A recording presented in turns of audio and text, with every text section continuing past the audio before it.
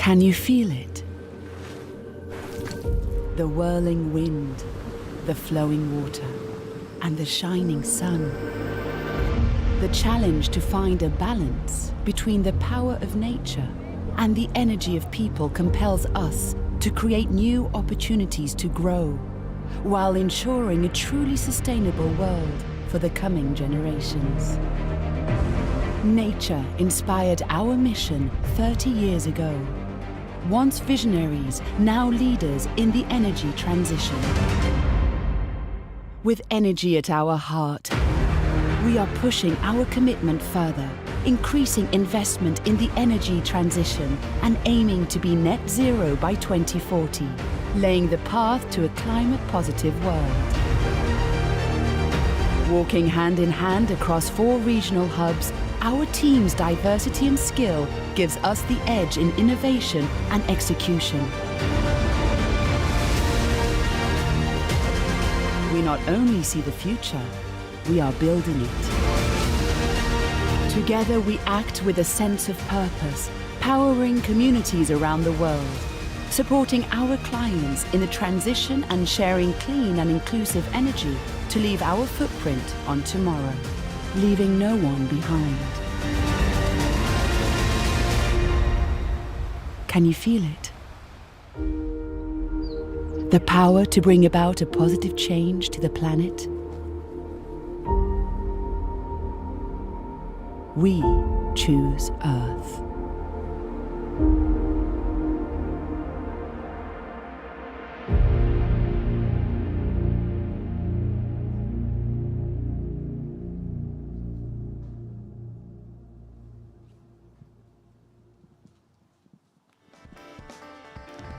Well, welcome everyone. Good afternoon. And welcome everyone that is joining online. It's really outstanding to see a full room here for the Energy Starter Open Day. My name is André Gonçalves, and joining me on stage I have Vasco Cabral, and will be our hosts for today. That's right. Welcome everyone, and it's a pleasure to be here with you. Today we have a very exciting agenda full of innovation and energy. And without further ado, I would like to welcome on stage Lawrence Wu, Chief Financial Officer at EDP Renewables APAC.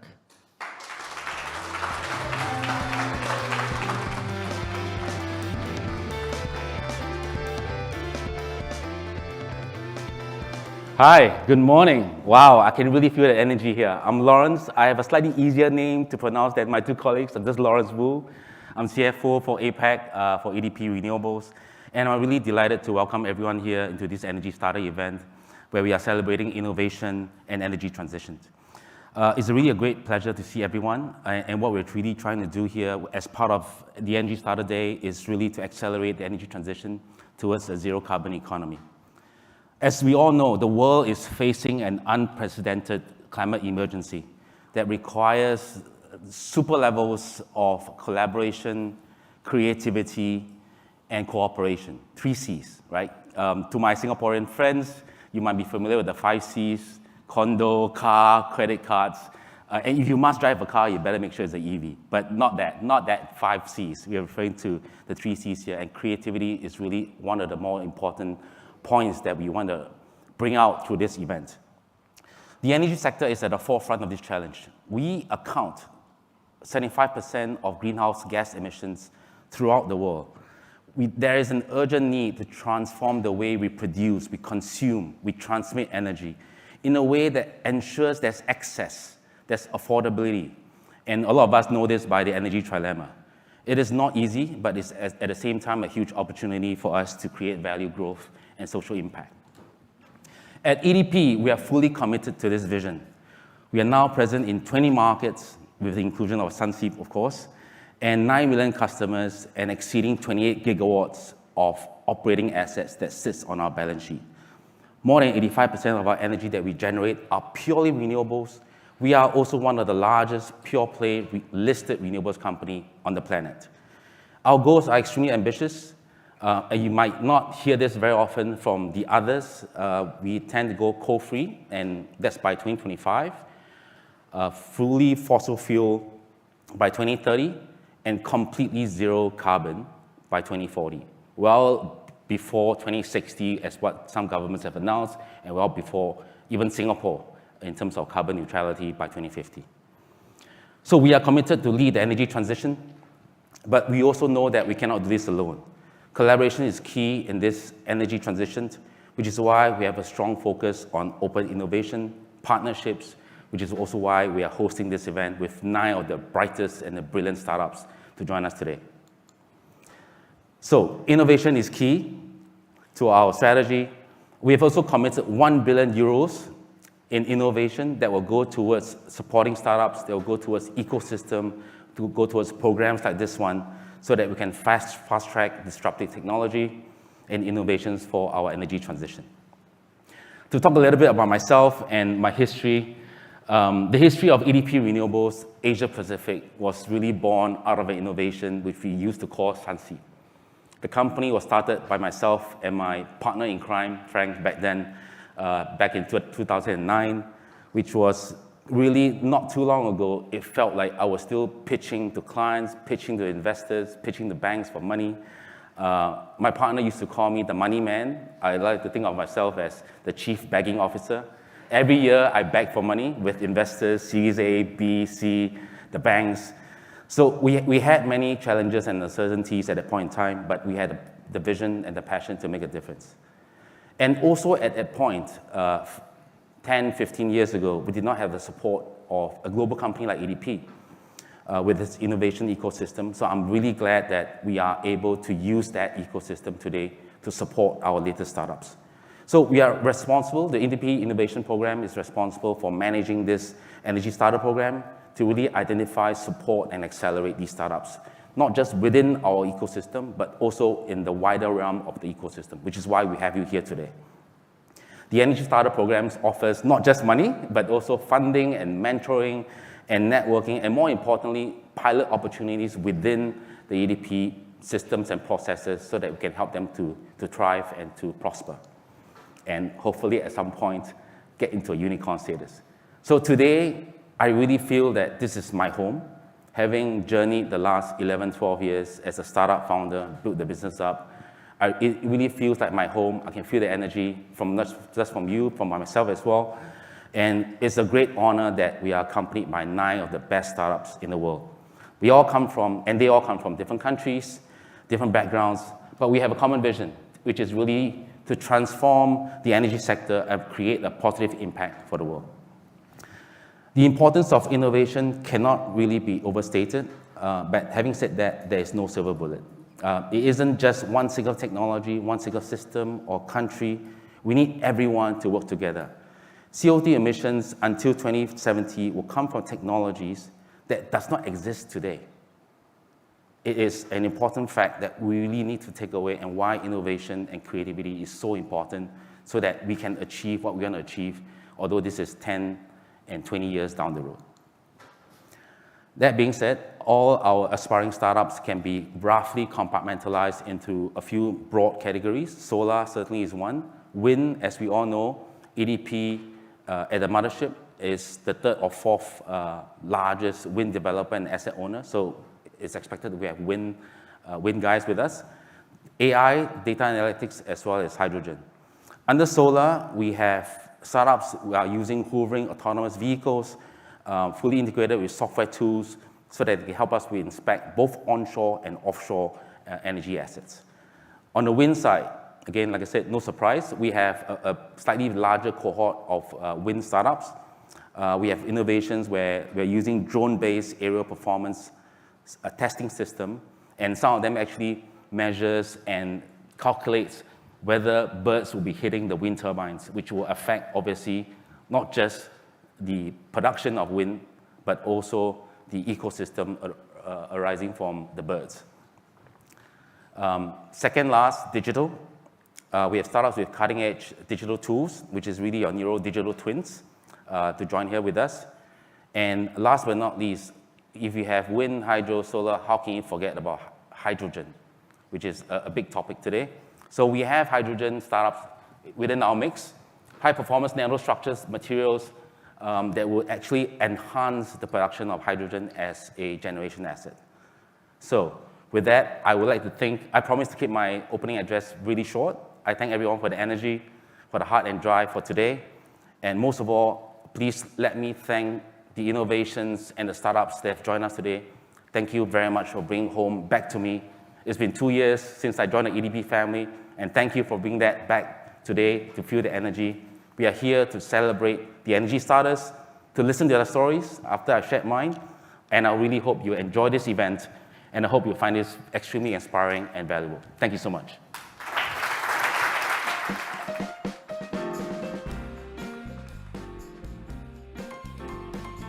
So, thank you very much, Lawrence, for your inspiring words. It's an honor to have you here. And moving on in our agenda, we are going to deep dive a little bit on EDP and the innovation work that we've been doing the last couple of years.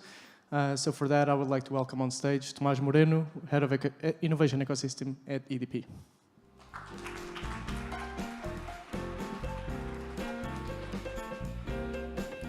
Hello, everybody. Good afternoon. It's a pleasure to be here. First of all, I'd like to thank Frank and the whole team here at EDP Renewables APAC for the incredible welcome that they've given us throughout all this week. And I'd like to point out the amazing, inspiring story that we just heard, from startup to CFO of EDP Renewables APAC. That's the dream, so let's keep that in mind. I'm here to tell you a little bit about what we do at EDP Innovation, what our projects are, how we're organized, what the processes are, and how we put together all these pieces of a global team. It's a little bit complicated, but I'm going to try my best to see if we get the messages through. Firstly, the global impact. EDP is now a fully global company. We're present in 29 markets.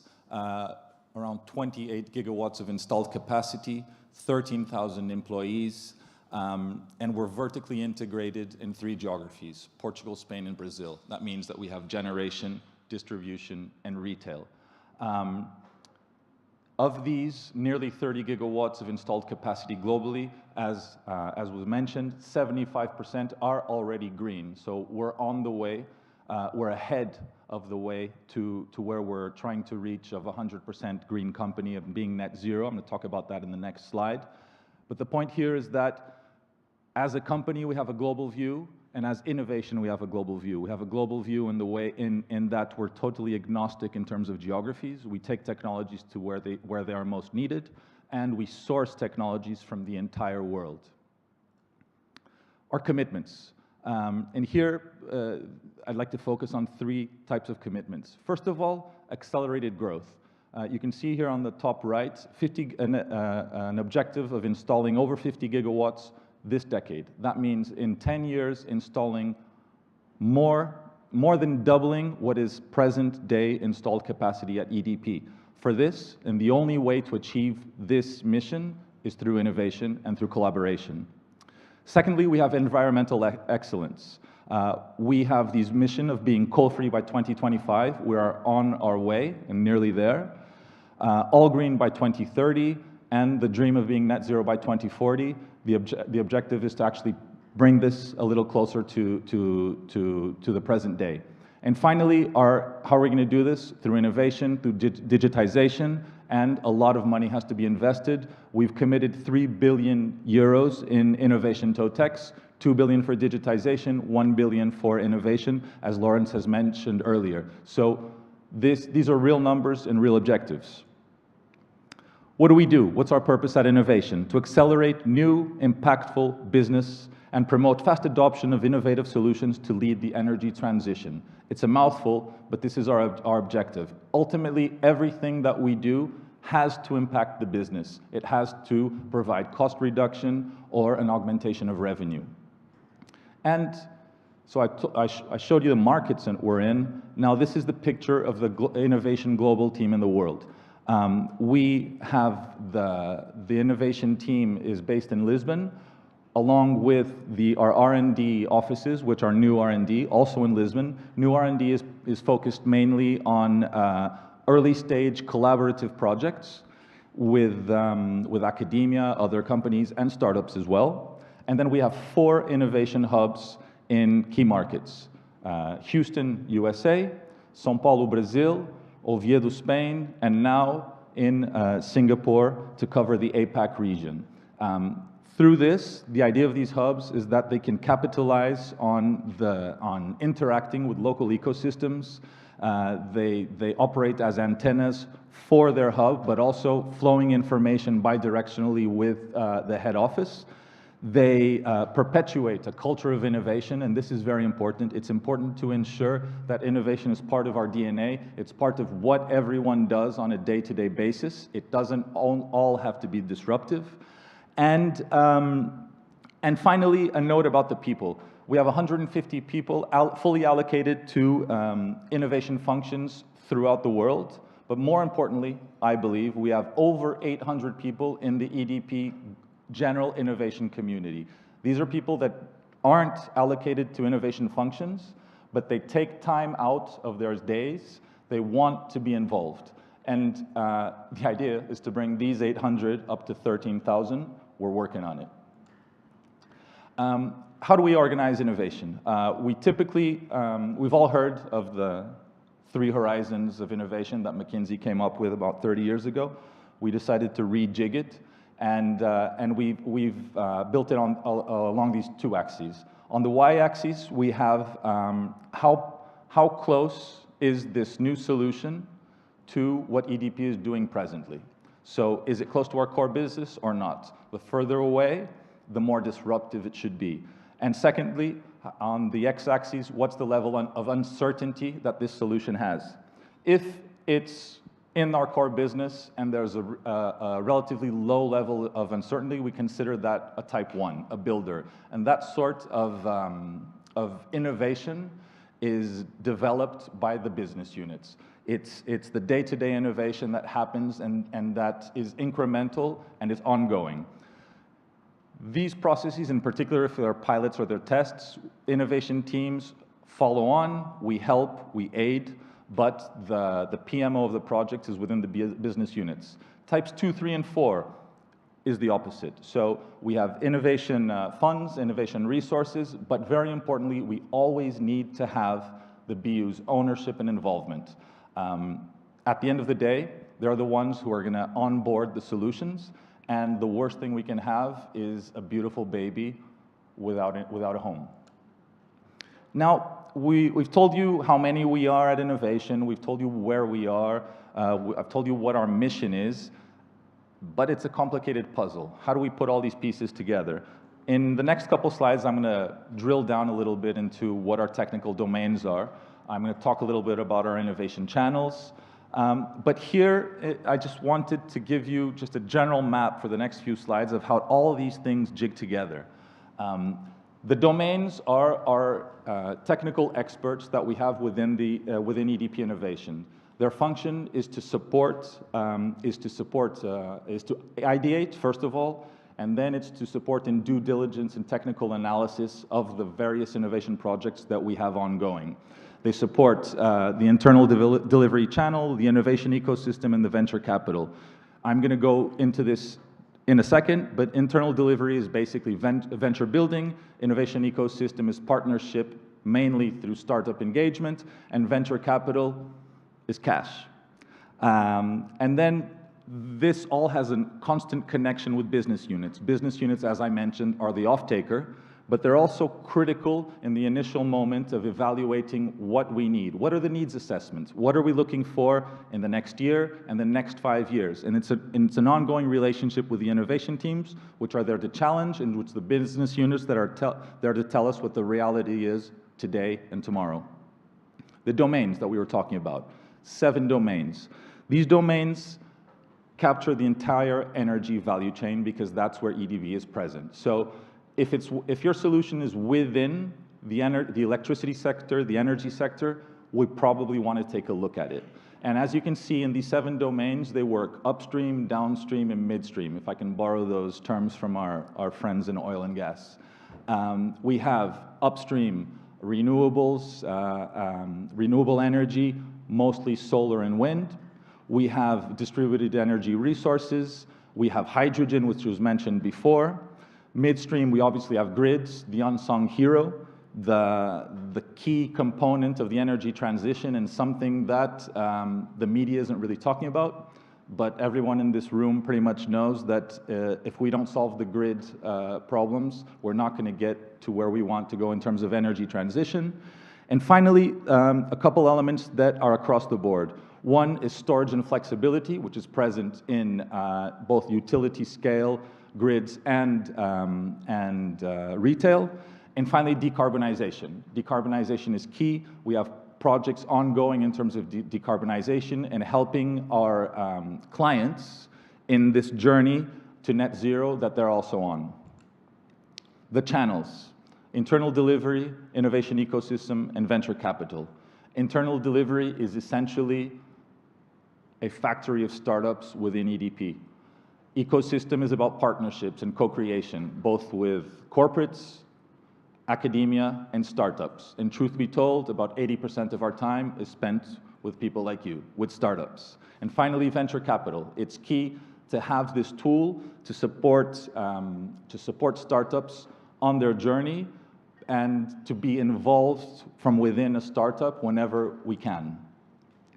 So I'm going to tell you a little bit about these three channels. Internal delivery, the objective here is to as I said, create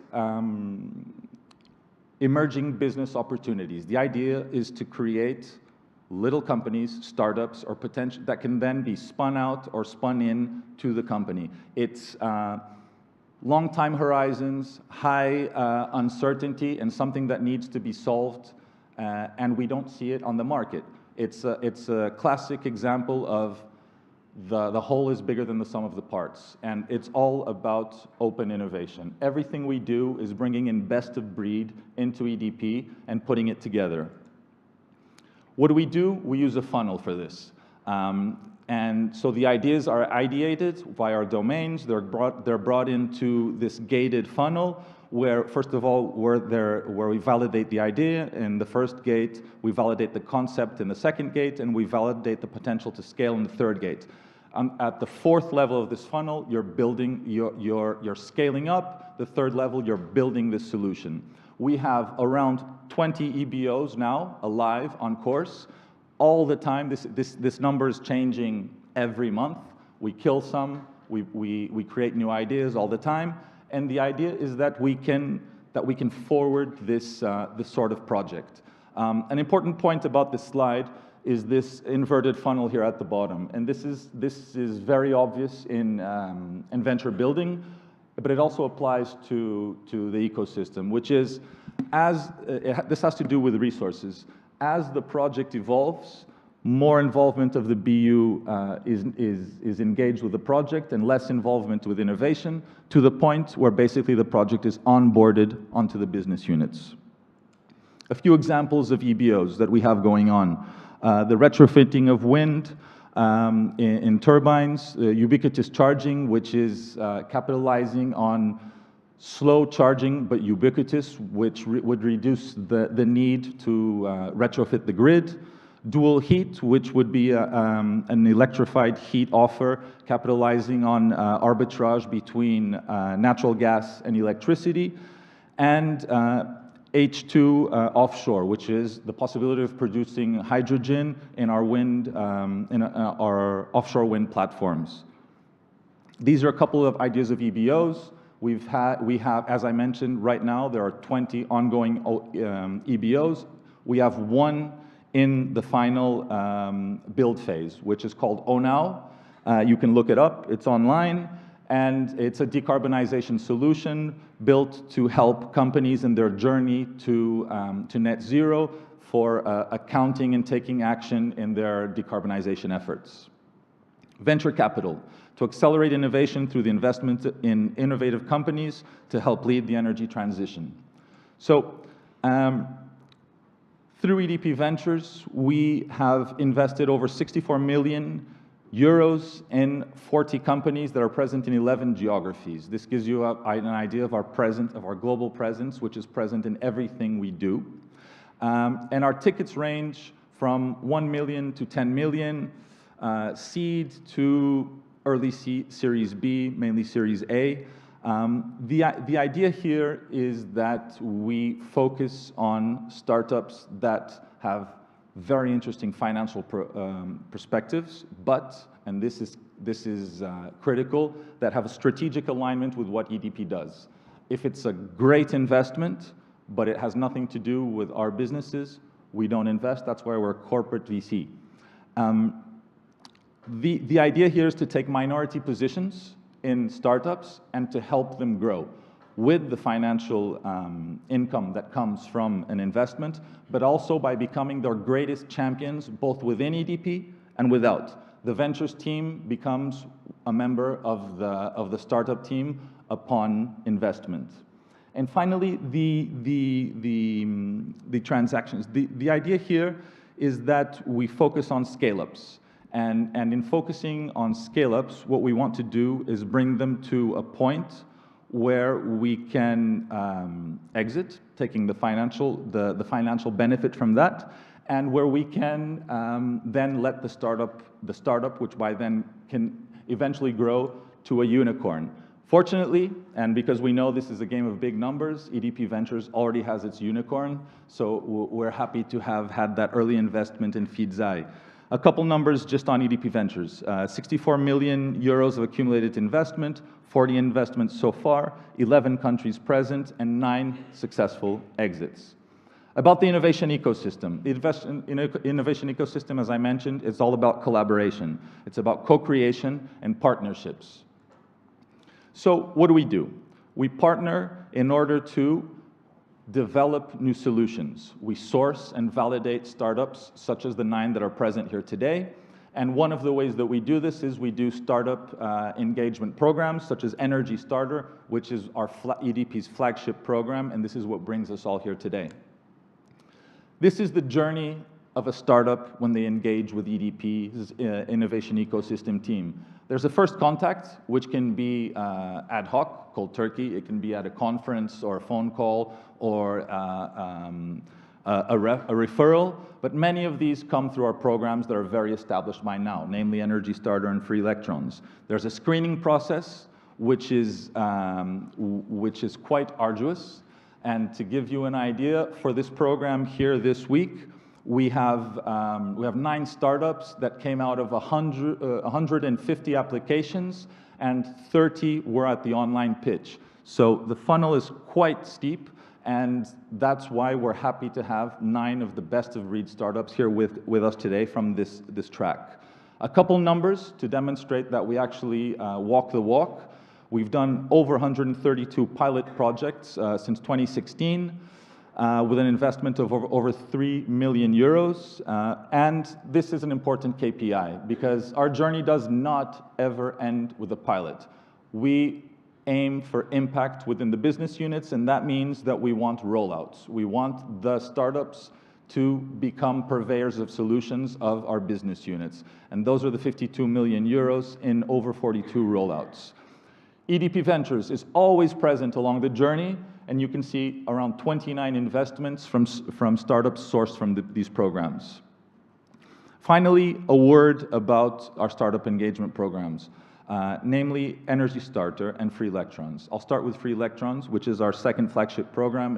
It's a one yearly call, 3 modules, typically 15 startups in the cohort, and the difference between that and Energy Starter is we're looking at a little bit more scale-up, a little bit more mature companies, but also the idea here is that we can partner with other utilities for more complex pilots and more complex investments. Energy Starter. Energy Starter is EDP's 100% run startup engagement flagship program. It's what brings us here today to this open day. It's evolved over the years, and today it's composed of cycles of 3 tracks. Track 1 is renewables and hydrogen, track 2 is future grids, and track 3 is client solutions and mobility. A cycle of about 14 months brings us to a cycle of about 14 months that keeps ongoing. We're here today with renewables and hydrogen, 9 startups. And the reason why we do this has to do with the focus of time. time is critical when it comes to innovation. We have to respect startups' time, but we also have to respect our EDP experts' time.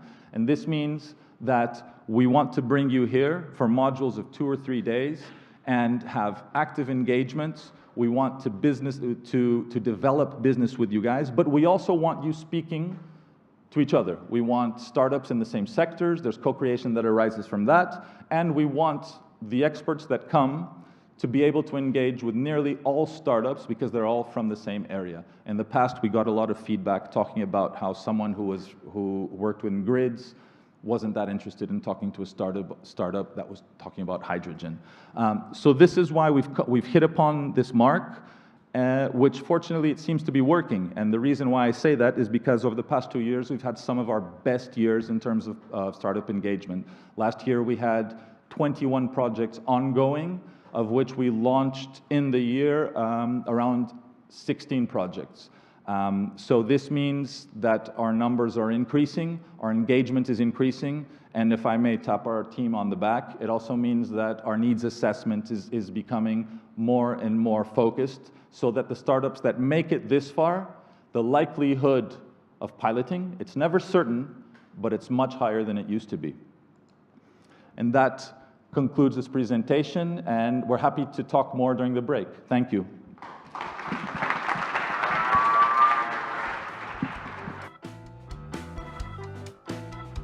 Thank you so much for your presentation and for sharing with us a bit more about what EDP is doing. With that, I would like to introduce the first panel of the day. And just before that, and because Lawrence is an easy name to pronounce, but I might mispronounce some of the names during the rest of the day. So apologies for that and be patient. With that, I would like to invite our esteemed panelists on stage for this panel on how Singapore is acting as an innovation ecosystem so that we can also know more about that. So with that, let me introduce our guest speakers. Sophia Ang from Enterprise Singapore, Justin Lee from TriRec, Marian Tan from UOB, and Abby Zhang from BCGX, which will be moderating the panel. Thank you so much for joining us.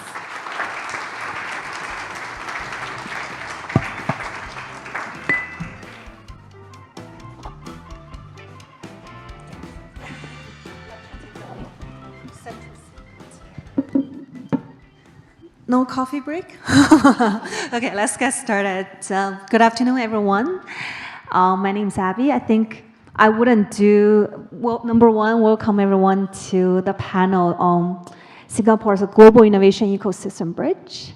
I wouldn't do the justice of introducing our 3 distinguished guests, so I'll actually let them, okay. Maybe I'll let Justin start a little bit, maybe just, I think from each of you, a little bit about yourself, what you're doing, and then we can go from there. Sure. Thanks a lot, Abby, and really honored to be, invited to share about my experience as an investor. I'm Justin from TriRec, an investor at TriRec. What I really do at TriRec is to look at decarbonization investments globally.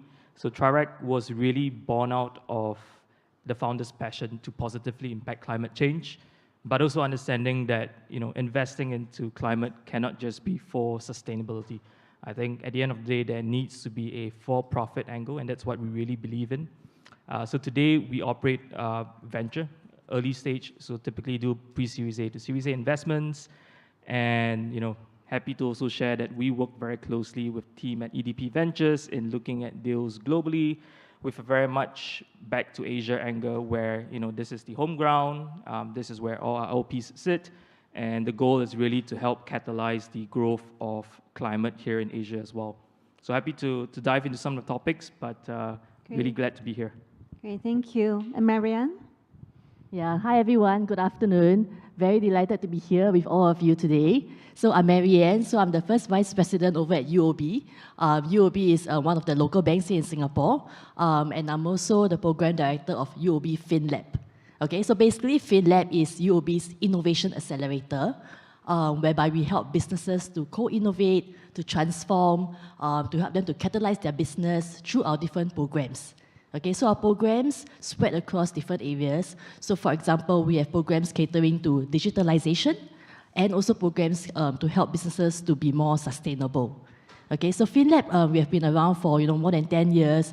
We have been through our journey as well, and we have also helped more than 25,000 businesses over the past years, across the different areas, programs, and all that we have. Okay, and also a bit of my background. Prior to that, I was also doing innovation and also in the private banking space. Okay, thanks so much. Great, thank you. And Sophia? Hi, my name is Sophia. I'm the Executive Director for Enterprise Singapore. Welcome to our guest who has flown in. I'm very happy to be here. So Enterprise Singapore is a statutory board under Singapore's Ministry of Trade and Industry. We are the agency that champions enterprise development and help local companies grow, build their capabilities, innovate, and scale. So my job is really in the startup side of the house. We are the champions to grow Singapore's local startup ecosystem, working with partners around us, both across government agencies, corporate partners, and the startup community. My goal for the team and our wish is to build Singapore as the top global hub for startup and bring a diversity of successful startup in both tech and science and technology. So day in, day out, we talk with venture capitalists, financiers, corporates to facilitate the discussion and connections between opportunities, innovation, and startups. So that's our role. Great, great. Thank you so much. I think we got a really good panel here that actually representing different stakeholders within the innovation ecosystem. We have investor, we have corporate venture building, we have the government policy, and a little bit about myself. My name is Abby. I am a principal venture architect at BCGX. So what we do is we build ventures with the world's most influential, largest corporates. We help them identify the opportunity and help them bring the product to the market and grow it. So that's what I do.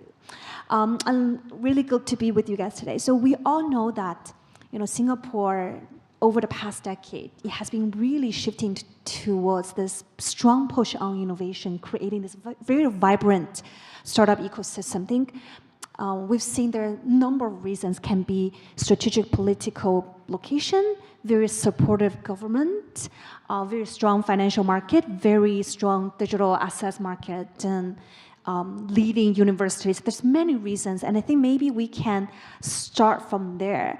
We'd love to hear about your views from different perspectives. What really makes Singapore exciting for entrepreneurs as a really strong ecosystem? Maybe Justin, I would like to start from you because you talk to many entrepreneurs on a daily basis.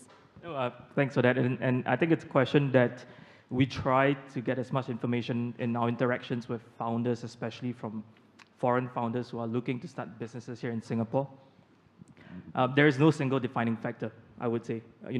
Commonly touted ease of doing businesses in here, tax reasons, access to the other regional markets. I think all those are very high up reasons why people choose to set up shop here. But if I were to really dig in from an investor's perspective, I'll leave the agency and the corporate perspective to them.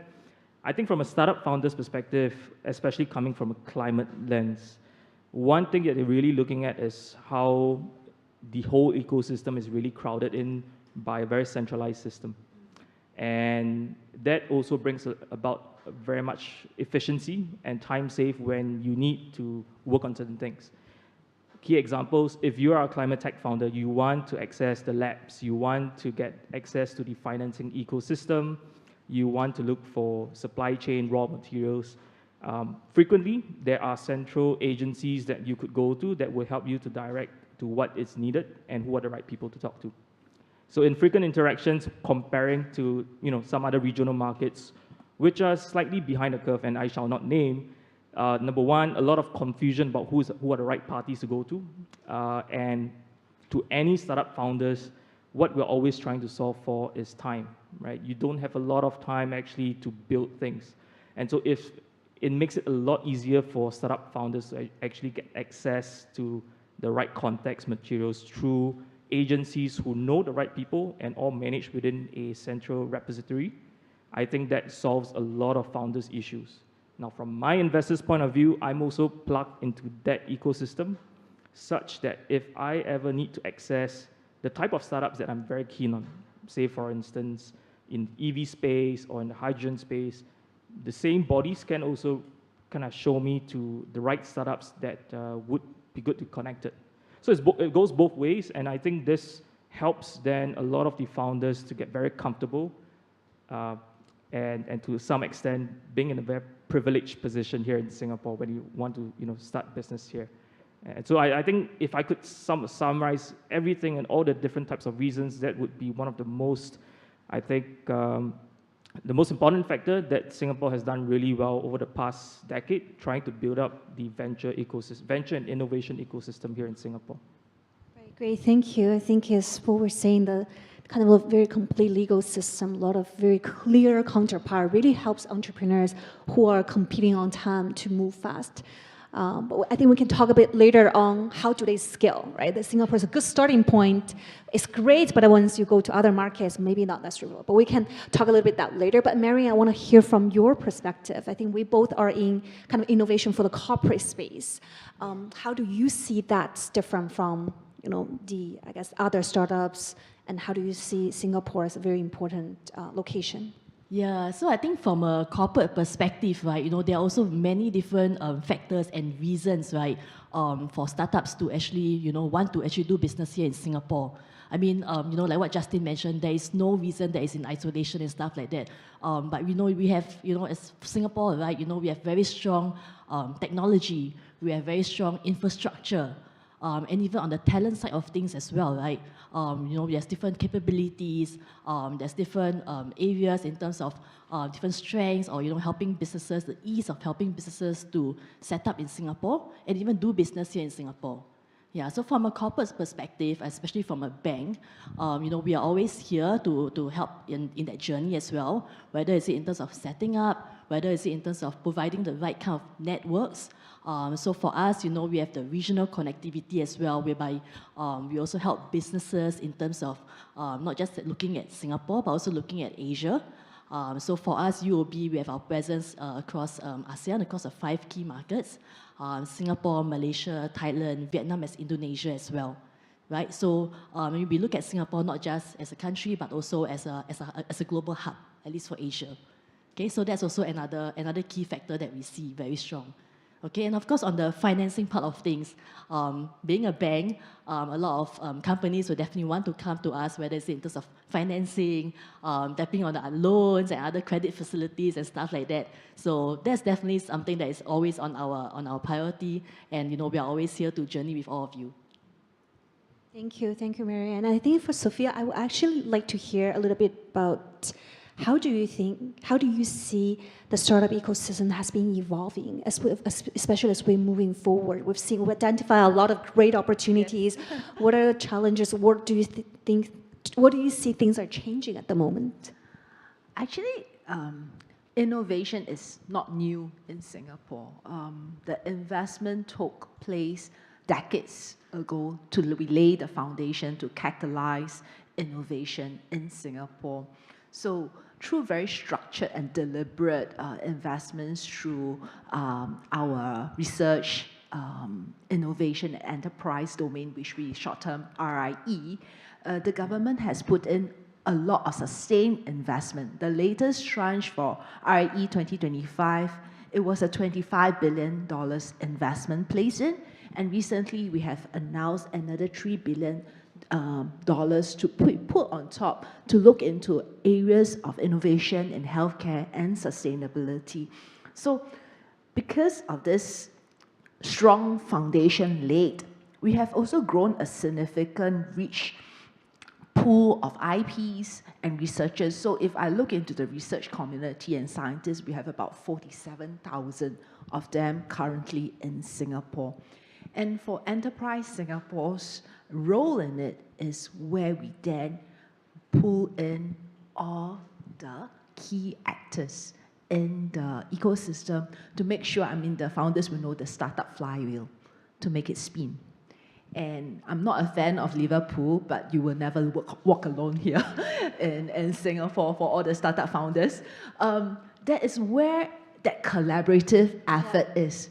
And it is sort of like a machinery today. If I need financing, funding opportunity, I see a great startup, I need to catalyze the investment. I have my, Enterprise Singapore, we have our investment arm, and then we will look into Justin, are you keen?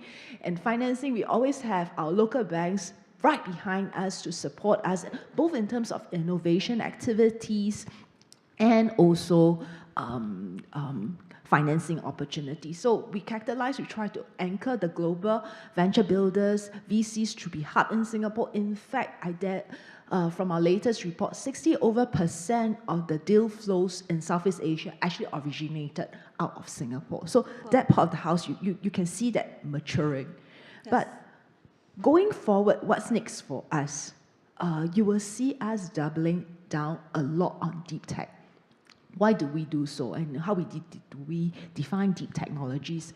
We feel that these are the science-backed technologies, typically from research lab with IP, that potentially will cause a very significant impact on society, addressing solutions that we need on a global scale. So that is where you will see a lot of Singapore's initiative doubling down on deep tech, and that we probably will see them as the next economic growth pillars for us. And we also recognize the impact that deep tech technologies may bring in different sectors, especially sustainability as we drive towards net zero. We're looking at hydrogen, low carbon capture, energy solutions, and long-term, long-duration energy storage solutions. So the array, and even in wind, we don't have wind farms, but there is a significant focus for us to look into offshore wind. What are the opportunities to be captured? What are the innovations that we should double down on? So that's the array of how I see that progression, where foundations are laid, and then new opportunities can be tapped on to solve a lot of these global problems today. Yeah, maybe a really quick follow-up question I actually want to ask Justin. I think, Sophia, what you mentioned is because of the policy, because of the special set of Singapore, we see that there's a natural gravitation towards cluster of information, especially on deep tech. I mean, for the work I'm doing, our clients here, very interesting, how do they use AI, generative AI, to push for the next generation of next innovation. But Justin, when you are as an investor, maybe a little bit on that, do you also see that deep tech as a very strong focus going forward among the companies you can talk to? Definitely. Again, my area of specialty is really related to climate and supporting companies towards their decarbonization or net zero targets. What I like to tell people, the way Charac look at things today, there are two parts. What's the focus on transitional versus disruptive technologies? In climate, I think there are two different camps of investors. One really looks at investing into silver bullets, things that would materialize in the next 20, 30 years, high risk, ultra high reward. I think we come from a very different landscape here in Asia. We take a long-term view that, first and foremost, the oil and gas industry is unlikely to be phased out in our generation, my generation, or even my daughter's generation. And so when a dual transition pathway happens, what is really needed to catalyze the coexistence of technologies are really transitional type of technologies. And a big part of that relates to carbon, right? Carbon mitigation. So in the job that we do, definitely I think we get exposed to various types of technology, but just by virtue of investing to climate, majority are deep tech, hardware, and that's something that we have to get very comfortable as investors. But again, that's where we depend on corporates to kind of understand their problem sets for us to get access to matching problems and solutions that startup offer. Right, great, thank you. I think moving a little bit away from what cluster innovation we've seen kind of concentrating on, would like to, I think, Sophia, you mentioned a little bit about how different players, different stakeholders within the ecosystem play together. It's kind of the partnership within the collaboration within the innovation system. So maybe, Marianne, I want to, maybe both of you, starting from Marianne, if you can tell me a little bit about what kind of partnership you guys have that really help drive very tangible results that in your part of work. Yeah, so I'd like to share a bit about that as well. So from the bank's perspective, right, UOB, we are always very open to new ideas, new innovation, whether it's in terms of helping our customers to improve the experience, or even enhancing our technologies, or even building new solutions and even products to actually cater to the evolving needs of our customers as well. So it's always this journey, right, that we always take with the different customers as well, and also the part of beyond banking. So when we talk about beyond banking, things like innovation comes into play. So from where we are at UOB FinLab, that's where the innovation comes in. Okay, so we have different programs. So for example, we have our Green Tech Accelerator. So this Green Tech Accelerator, it's a global program that also looks at regional global companies, right, in terms of helping them to scale up their business. Okay, so we look at the different thematics of sustainability, whether it's in terms of energy, whether it's in terms of circular economy, or even food and agriculture, or even some of your sustainable cities, or even things like your carbon reporting, carbon management platforms. These are just some examples of the solutions that we are also looking at for the accelerator. And how we do that, we talk a lot about collaboration, right? So even as a bank, as a corporate, we have this thing called whereby we do internal and external collaboration, whereby we actually match the solutions with our business units. So based on the needs of what we have as a bank, we go out there to scout for the relevant solutions, and we also help our customers. So this can be, the businesses, the SMEs that we have, who are also looking for green solutions out there. Okay, so what we do is we leverage on the solutions that we have from the Green Tech Accelerator to help to match and to marry both parties together. So it's like demand and supply kind of thing. So through this kind of collaboration, that's where, real business opportunities also takes place. And how we also help to facilitate all this, we also provide some kind of incentive or funding. Okay, so whereby we actually set aside 100,000 Singapore dollars to actually facilitate some of these pilot opportunities between the businesses as well as the green solution providers. Yeah, so these are some examples of how, from a corporate standpoint, how we also go about in terms of facilitating as well as spurring some of these innovations. Yeah, Marianne, that's very interesting. I think what you are doing on some scale might be also similar to just maybe different scale, different perspective to maybe what Sophia is doing. You guys are providing funding. You guys are actually matching the supply and demand, trying to, make all the players within this ecosystem maybe more towards the fintech kind of subsector that can work together. But maybe Sophia, a little bit deeper on the point you touch upon on how different stakeholders within the ecosystem play. Maybe from the government perspective, what have you seen has been really effective? And maybe you can elaborate on who are the key actors and how do they, the kind of intricate relationship among them? Because I think as a government, you have that really good oversight of what is happening among all. So I take a step on that because there are many players in the ecosystem, and let me name you a few critical ones. One, as a startup, there are two things that you really look into, in fact three maybe. One is demand. Who are the demand drivers? You want to test your concept, you want to make revenue out of it. So that's where the corporates come in.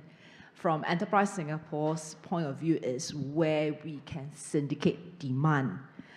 We work with a lot of corporates to hold open innovation challenges, to identify problem statements that corporates feel and that startup can pull in. What is unique about this little red dot, small as it may be, there are over 4,000 MNCs here. I was just talking to one of the venture VCs from the States yesterday, and we had this Jurong Island. And if you have not heard about it, it's not Sentosa.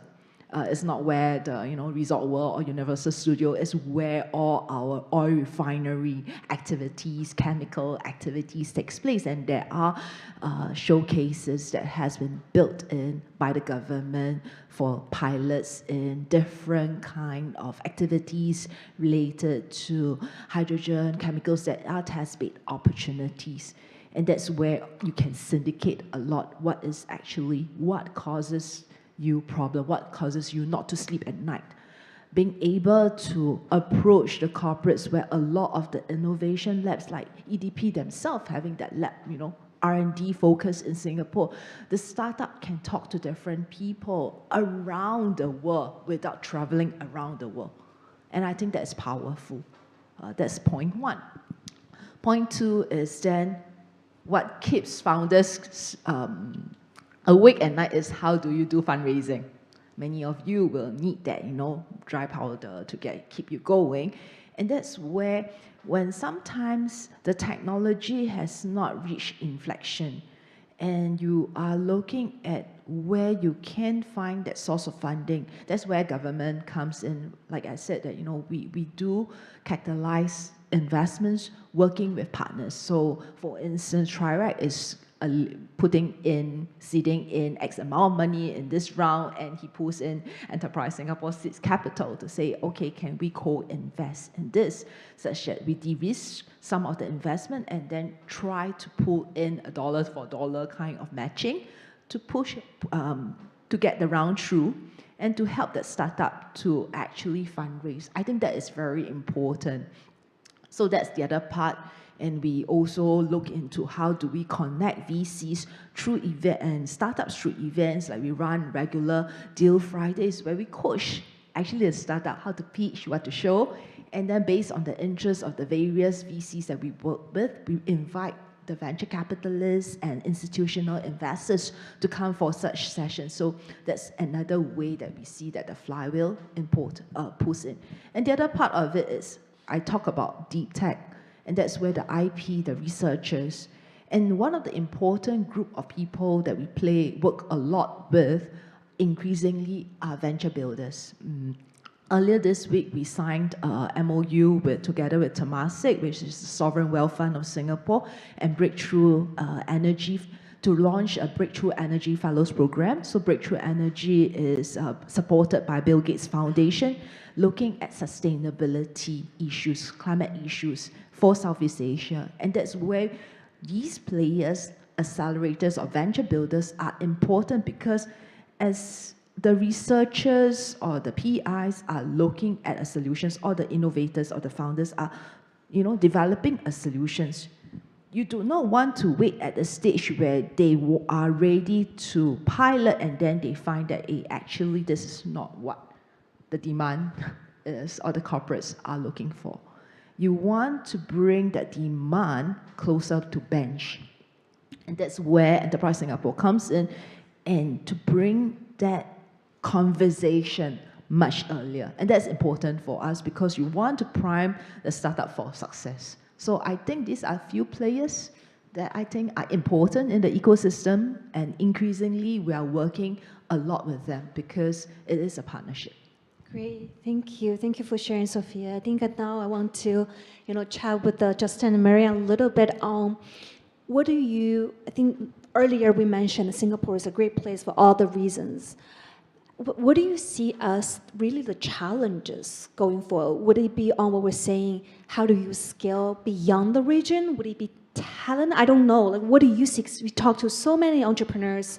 What do you see as that they are struggling the most? And what are your suggestions when you talk to founders like that? Okay, so maybe I'll go first. Yeah, so I think from the different challenges and the different conversations that we have with companies out there, a lot of times it's about scalability. It's about knowing the right people in terms of having the different connections to actually, expand the business beyond what it is today.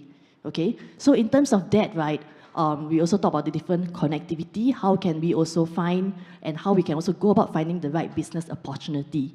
Yeah, so that's one of the things that we see that is, very prevalent among, startup founders right now. That's also why, when we build our programs, we focus a lot in terms of helping companies to find real business opportunities. Yeah, so that's where, we also leverage on our UOB's network, whether it's our customers, across our different supply chains, across the different industries, to identify the needs whereby they actually, needs added help, whether it's in terms of digitalizing their business, or whether it's in terms of creating impact through sustainability. Yeah, so a lot of times it's about that, and that's why we also want to, work together with the startups to actually help to bridge this gap. Yeah, so from there, that's where we also help them to scale, whether it's across the different markets, across, the region as well, and we have our different business units from the bank to actually help to support this kind of, whether it's from the expertise point of view or from the networks point of view, and to help them to also build access and connections, and also from the knowledge part of things. Thank you. How about you, Justin? Yeah, very quickly, my own 2 cents. The scaling problem, spin it from a different perspective, really working with local startups trying to go overseas. It is a very real problem from many different perspectives. I mean, when a Singaporean startup tries to go overseas, a lot of times there are always going to be similar technologies and startups out there in the markets that you're trying to compete for market share. You get outmuscled by the financial resources. Say, for instance, a Singapore versus a North American startup which has many venture and financiers behind them. How do you fight? Secondly, in terms of culture, language, there could be a lot of issues that sometimes we are a victim of our own success because you are so sheltered here in Singapore. You want a resource, there would be someone potentially that you could go get the resource, right? But when you're trying to scale overseas, I think you're always trying to go into new foreign territory. And that learning curve, especially across time difference, is always very challenging. I think one of the proven models from a venture VC perspective is whenever we look at investments into startups, I think even as early as first rounds in, we try to co-invest with foreign VCs, CVCs that could become your lending pads for local startups. I think that's super important. People really underestimate the need to have local partners. You can't do it alone. No VC, no startup is an island. Right? I think that's even more so pronounced for startups that are trying to scale from a very sheltered area like Singapore, which has all sorts of resources available, into markets which sometimes you know nothing about. And I think from our perspective, that's also the reason why as a VC firm, our bread and butter is really to also engage the ecosystems outside of Singapore. Because post-investments, I always like to tell people, we enter into life of servitude. I serve my LPs, I serve the founders, and that never stops until the exit happens, right? So if the founder doesn't sleep, I don't sleep too. And that's why any investments before we do it, we think very hard whether we are also the right partners for this particular firm in the next phase of growth. Yeah, and I think from the startup perspective, I used to be an entrepreneur myself, is when we are looking at investors, is also on whether there's not just financial, but also strategic value. Right? We all need partners to go somewhere, enter a new market, or that. So it would be great if we can find the right match of, investor and partner. I know we're running out of time. I want to use the last little bit of time, maybe from the government, corporate investors' perspective. There's one thing you want to leave the audience to, continue exploring, thinking about direction. What is your advice, or what is the focus, we should be thinking about? From me first, Yes. maybe as a government, welcome to Singapore for all of you who have not set base here. If you're keen to find out more about the startup ecosystem, we have a suite of support under our Startup SG branding. My colleague is with us here today, and if you're keen to find out more, come to us. Mark this on your calendar, 28th to 30th of October. It's also our Singapore Week of Innovation and Technology. That's where all the startups and VCs in the region congregate. Last year, we saw 15,000 participants, so mark this on your calendar. Thank you. Okay, so maybe a very quick one for me. I think it's very important to build a very strong foundation for your business. So whether it's in terms of setting the business right, in terms of getting your finances in place, so that's where a bank like us come in. And if you're looking at Singapore as well as the region, we have our whole network from our UOB entire network of customers, of our suppliers, our partners, and all that. We are always here to help you. Yeah, and from myself, the only thing I want to comment is, given the topic on sustainability, to all fellow investors, startup founders, before we think of businesses as climate impact businesses, I think at the very heart of it all is trying to work towards what's profitability, because that's really the only way to create a virtuous cycle of being able to sustain and drive the impact once you've made it, right? And so when you think of the equation differently, I think the way we invest, the way we innovate would also take a very different spin, and that's what we truly believe in. Okay, thank you. Thank you, everyone. This has been a really pleasurable discussions. I think to wrap it up, I just want to bring some numbers about Singapore as innovators. Before I was coming, I was searching. I don't know whether we know that in Singapore we have 4,000 tech startups, 220 incubators, 400 venture VCs, and Sophia, you know the numbers inside out, and 700 family offices. We're definitely in a very strategic, very special place, but it's not without challenges, what Justin, Marian has mentioned, but also we have great support, very supporting government coming from Sophia and many other organizations. So I think the future is bright, and then, yeah, welcome to the build. Thank you, everyone.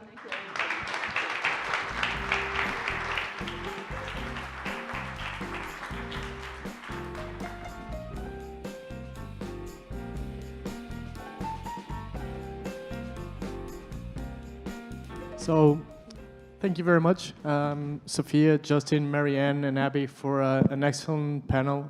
It's amazing to see how Singapore is such ahead of a curve as an ecosystem, and how you guys are pushing the boundaries by collaborating with each other, and it's extremely high levels of collaboration, and it's really good to see what you guys are doing with open innovation and everything that you've achieved so far. These are really, really impressive numbers, and there's a lot that we can learn from there and take to around the globe. So for today, we'll have a break soon, but we'll still have the starter pitches of the day. The first 4 ones, we'll have a few more in the afternoon. And so for the first startup pitch of the day, I would like to welcome Grace Shia from BX.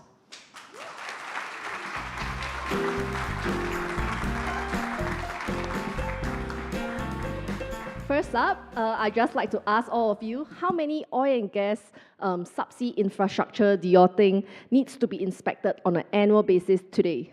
Any guesses? 2 million. Any other guesses? 6 million. Oh, you guys. Okay, that's great because you guys are giving very big numbers. But what actually is the case is that today around the world, there are less than 5,000 subsea infrastructure to be inspected for oil and gas. However, due to climate change, the renewable transition is driving a new kind of infrastructure, which is much denser than before. Over here is a picture of the BX hovering autonomous underwater vehicle inspecting an offshore wind farm in Germany. And just in this snapshot alone, there are already 25 turbines, and around us, there were about 200 wind turbines, all installed in the harsh environments of the subsea world. The problem that we are facing today, and also the opportunity that we see, is that there's an exploding need for underwater data, especially at scale. Climate change is driving this change. In the past, when we are just working near shore, you have very efficient solutions like divers and small boats serving the nearshore market. You then had the offshore exploration driving large boats and large vehicles. But what we are seeing now is a larger and larger gap for renewable infrastructure that doesn't have a solution that fits into that gap. You have the harsh environments, but you are now required to inspect at a much higher density compared to before. Sea level rises is also affecting 40% of our coastal infrastructure that now needs to be inspected periodically. defense ecosystems need to protect essential and critical infrastructure. BX believes that this opportunity can be tapped on with autonomous vehicles as an enabler to create such rich data sets to help us understand our world. With autonomous vehicles, we are taking away the traditional methods of the large vessels and robotic systems to have fully independent solutions, helping us achieving at least 50% cost savings, reduction in operational risk by removing people out at sea, and also a significant reduction in operational CO2 and environmental footprint. BX offers a fully integrated solution from designing, manufacturing, and operating our own systems to offering a fully integrated data analysis portal, helping asset owners understand the change to their infrastructure over time. This was exhibited in a 4-year contract that we have with multiple customers, one of them being EDP Singapore, inspecting their floating solar farms and helping them track changes. Today, BX has 5 vehicles, and we look forward to working with partners in the region to help unlock how underwater vehicles can create value in the ecosystem. Thank you.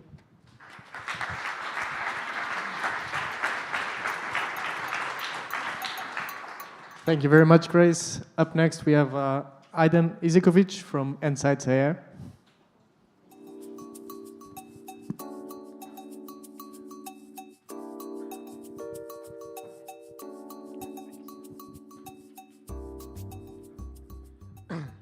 Hi, everyone. I'm Aidan Izikovic. I'm an R&D team leader at Insights. So they tell me to start with a joke to break the ice, but actually give a programmer like me to give a pitch, it's already funny. So without further ado, let me tell you about Insights. We're developing the next generation operating system for distributed assets for renewable energy. So we're moving from centralized polluting power plants to distributed renewable sources, which bring many challenges in terms of monitoring, management, and also optimization.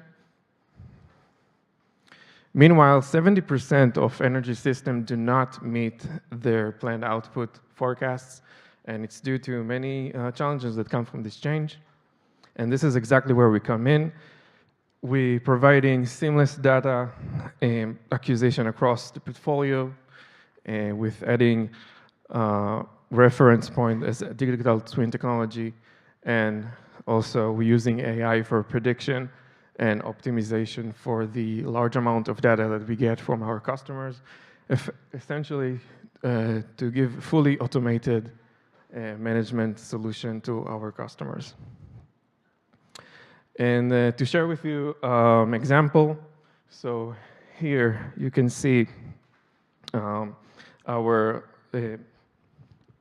storage solution optimization. On the center, you can see live performance monitoring for PV plant, and on the right, you can see management of a fleet of EV, electric vehicle charging stations.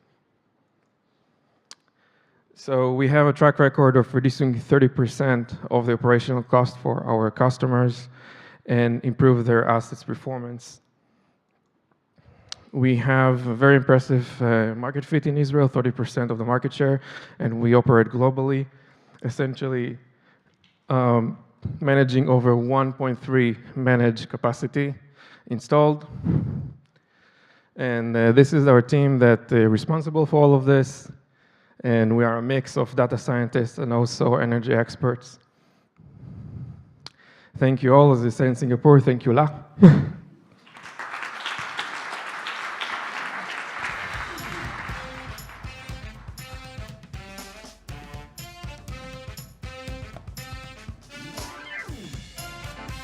Thank you very much, Aidan. That was great. Next up, we have Carlos Oliveira from FiberCell.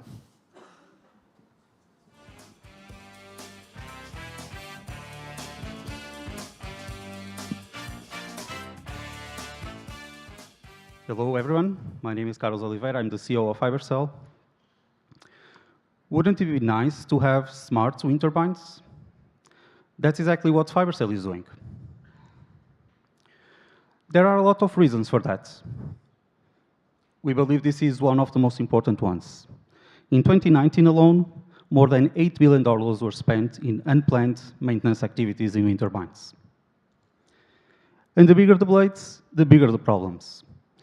A report from SkySpecs proved that when you get blades above 55 meters, the probability for a crack to go into dangerous levels is almost a certainty. And currently, a lot of companies are doing inspections, but they don't go more than the surface. And this is where FiberCell kicks in. FiberCell is here to detect and avoid critical damages. Our solution: we developed a conditioning monitoring system that monitors the blade from root to tip. So basically, we create a digital twin of the blades that you can use for a lot of things. And from blade deflection to value, well, we'll be also having a lot of routes to go, but based on the feedback we get from customers, we are focusing on delivering 3 main values: AEP improvements through pitch and yaw optimization, reducing the costs of operation and maintenance through early damage detection, and last but definitely not least, increasing the value of the assets through lifetime calculation and hopefully lifetime extension. And from data to data analytics and dashboarding. So in the end, FiberCell builds the sensor, the acquisition system, and puts everything available at the customer's fingertips. And it's also proven in the field. What you can see here is actually 2 different operational conditions where you get the same output with very different asset devaluation. I will definitely choose the one to the right because my profit in the end from the entire project will be much higher. Regarding the company, we are based in Europe. We are doing a lot of pilots with a lot of companies out there, and we are also looking for opportunities to go abroad. So wind assets are exploding everywhere, and we are this year also starting our deployment in offshore assets. This is a team. We are around 20 people, a lot of engineering background, a lot of accumulated experience. And this is FiberCell. So we are shaping the structures of tomorrow. If you are interested in helping us, please come and talk. Thank you.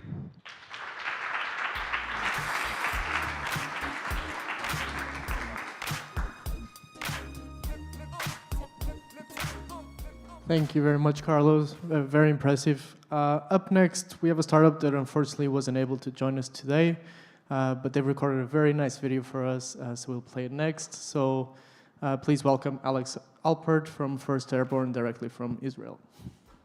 Hi, EDPR. Thank you so much for inviting us to the Innovation Challenge. My name is Alex Alpert, and I'll be talking today about First Airborne. So there's a prevalent issue in the wind energy sector, and that's wind turbine underperformance.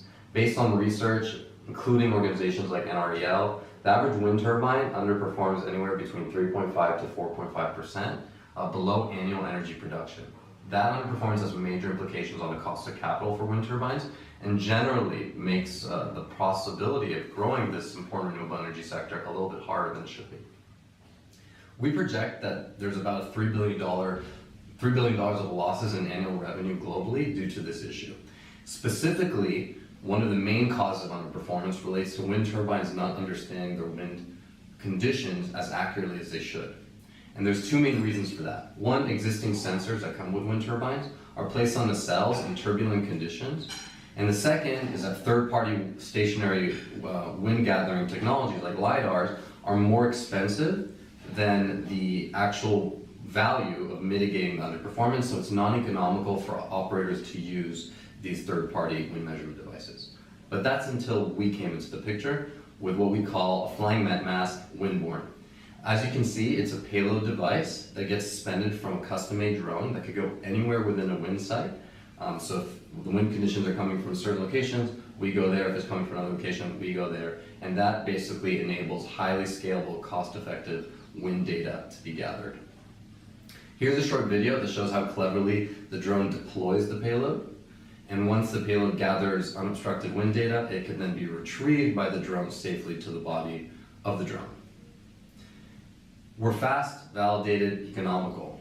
Again, if you see a fleet of turbines that's experiencing eastbound wind, unobstructed wind, we go where the wind is and we capture that comparable wind data that can then reveal whether the sensors are not accurately, of those turbines are not accurately understanding the actual wind conditions. And so on and so forth. If the wind is coming from a different direction, we go there. We've become a best-in-class validated wind measurement device. We can be compared to a first-grade METMAS. In fact, Deutsche Windguard, our important, well-reputable organization that we work closely with, has shown that when we are compared to a METMAS, we basically have almost 100% correlations, both in terms of wind direction and wind speeds. So if you're not sacrificing quality by using our technology, what you are gaining is cost effectiveness. We're severely more cost effective than any other solution, and we allow for the opportunity to actually address underperformance in a way that clearly only adds economic benefit to a wind asset. Customers have experienced more than 3x returns on using our technology. We have the opportunity to retrieve anywhere between 2 to 4% AP on severely underperforming turbines, and our system can performance test over 200 turbines a year, which is leaps and bounds more than our competitors. Thank you so much for your time, and we look forward to further engaging throughout this week.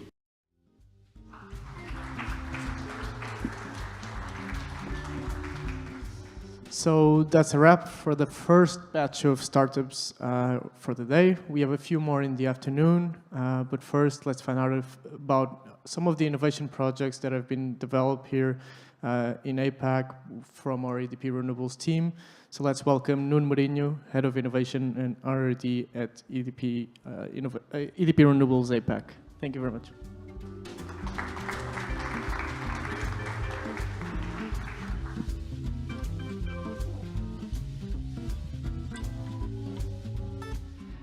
Hello, everybody. Thanks, Vasco, for the introduction. So, Nuno Mourinho, heading here the team of EDP Renewables that deals with special projects and innovation. And so, over the next couple of minutes, I'll try to briefly showcase one of our most dearish projects that we've been developing here in Singapore. So, the project that I'm going to talk about is how EDP Renewables APAC greenified the Pula Ubin microgrid by reducing the use of diesel generators.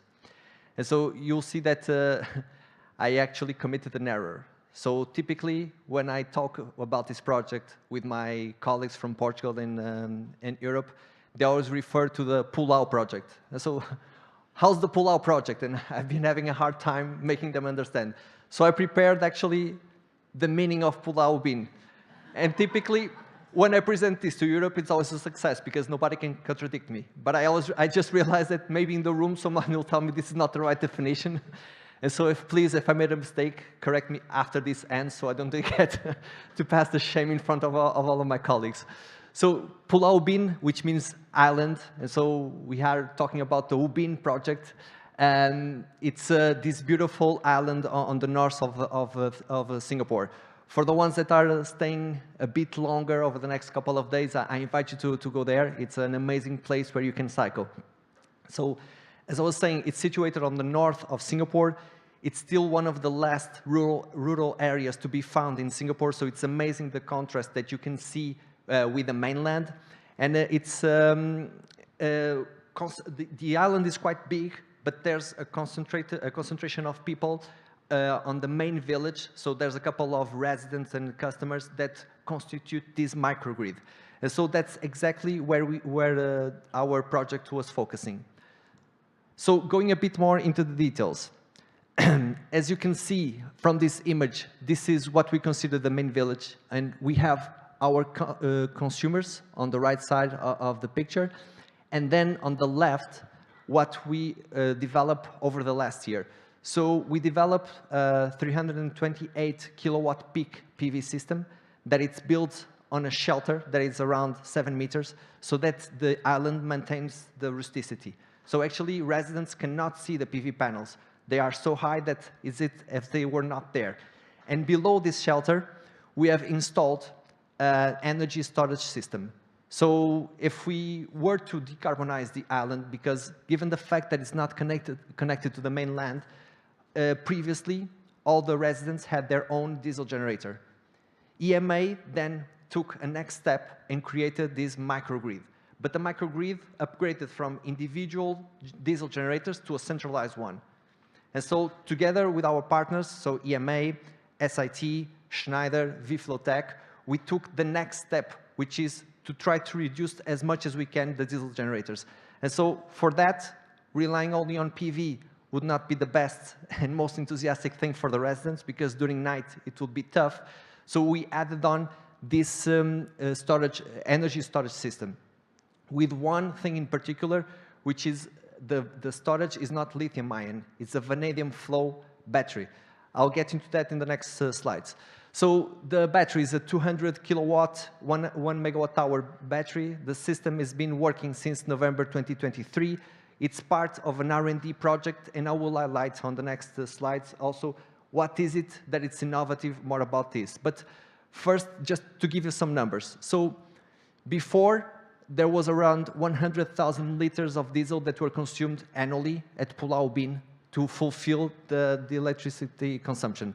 So this would release a lot of gases, toxic gases to the atmosphere, but also had noise pollution for the village. And with this system, we intend to have around 90 to 95% of green electricity throughout the year. So it's not a 100%, because I think this is one of the really good insights from the panel that we had. It's important that we also look at this project from an economic point of view.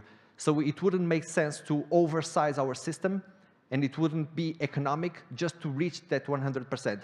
And so we are at this stage aiming the 90 to 95% reduction in terms of the diesel consumption. And now this has made a significant impact, given that we are able to provide a clean and reliable source of electricity for the residents. The two innovative elements that I'll try to describe briefly. So there are two parts. One is what we call the green roof under the PV panels, and then the vanadium flow battery. Going over the vanadium flow battery. So if you visit Ubin, you will understand that actually, from a fire safety perspective, the authorities need to be quite careful. If there's a fire on the island, it's not easily accessible. There are not fire engines on the island. And so for this reason, lithium ion was seen as a risk that we needed to be careful, really careful managed. And so the alternative for us, or the option that we found, was to partner up with a local startup, vFlowTech, and install a vanadium flow battery. So vanadium is not flammable as opposed to lithium. It also fits our use case because we need the battery to provide throughout the whole night. So it's a sort of a long storage unit that is capable to maintain the electricity throughout the night. And in terms of the life cycle, it also has a longer lifetime than lithium ion. So all of this together make the right case for us to be able to deploy this battery with vFlowTech. It's a research project, and so we were understanding the challenge that it was. It was the first megawatt hour from vFlow, but we were quite happy to walk this path alongside them and to be able to learn with each other. And so this is also a really good thing about this project, is that by doing Pula Ubin, we are one step ahead of going for the next project, because we know the technology. vFlow also understands the real-life challenges, so to say. It's not putting a battery on the laboratory. And so we are already one step closer to do our next project with vFlowTech. Going to the solar, to the green roof, solar green roof. So this one, a bit more far-fetched, but still quite interesting.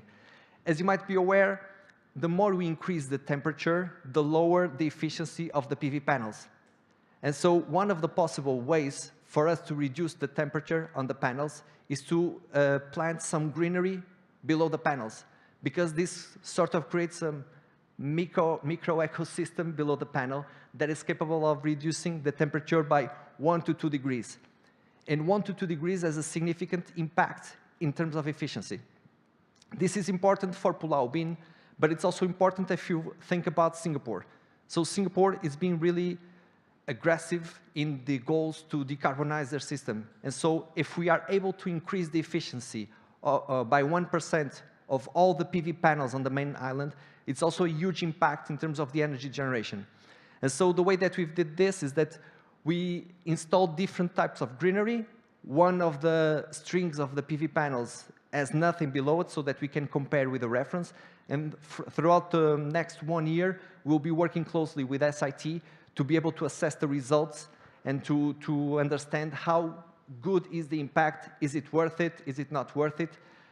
I think I can anticipate some of the questions. The greenery doesn't have any O&M associated with it, so it is chosen carefully so that the height of the plants do not exceed the PV panel, and it's also chosen in a way that it can survive with low levels of light, so it can stay below the panels. This is pretty much what I've prepared to talk to you about, because the last segment, I would like to show you a video that sums up our project at Pula Ubin. So if you can please help me with that.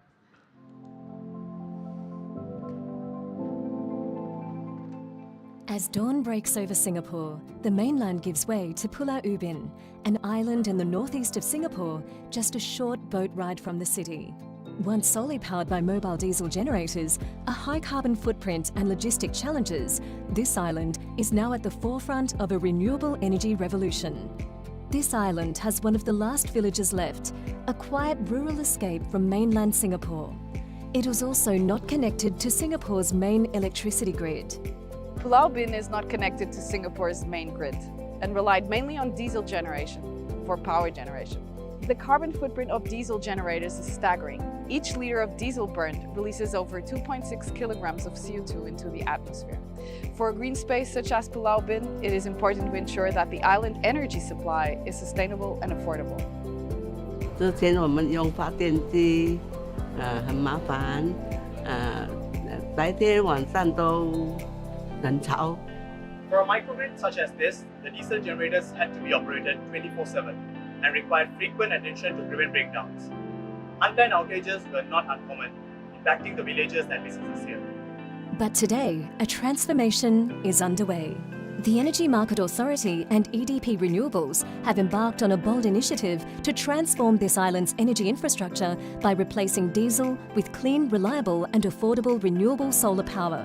This ambitious project will install a 328 kilowatt peak solar PV system coupled with the 1 megawatt hour of vanadium redox flow energy storage system. It is a unique project which also has green plants on its roof to help cool down the solar panels, increasing their efficiency. The vanadium redox flow energy storage systems or batteries will also help provide a stable source of electricity to the villagers day and night.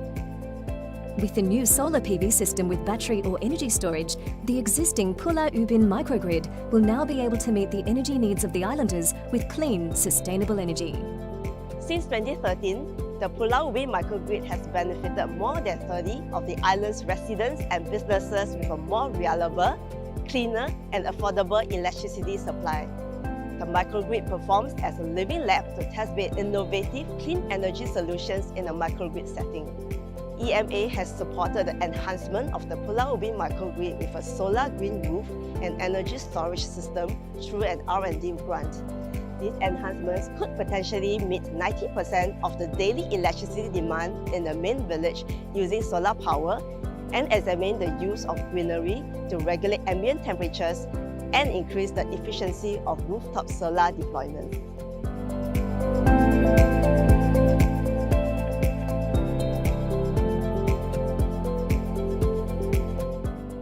The installation of this solar green roof with the energy storage system was challenging to say the least and required a lot of careful planning to execute.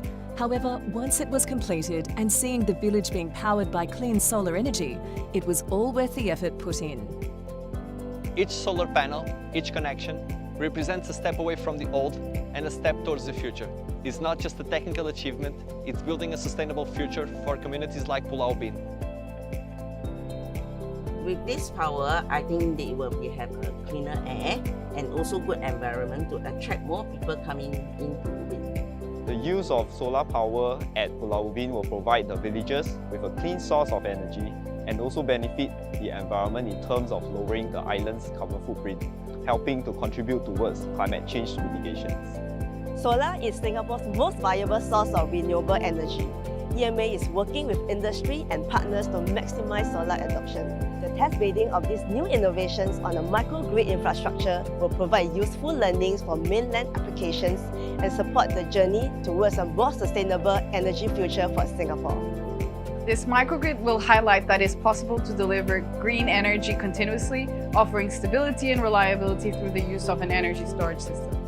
This will be Singapore's largest off-grid solar green roof system with a commercial-scale energy storage system. With this, we certainly hope that it will inspire more countries and communities to start using green energy for their needs as we transition towards a clean and sustainable future. The story of Pula Ubin is a beacon for other renewable off-grid projects, proving that renewable energy is a reality that can be achieved in all types of communities.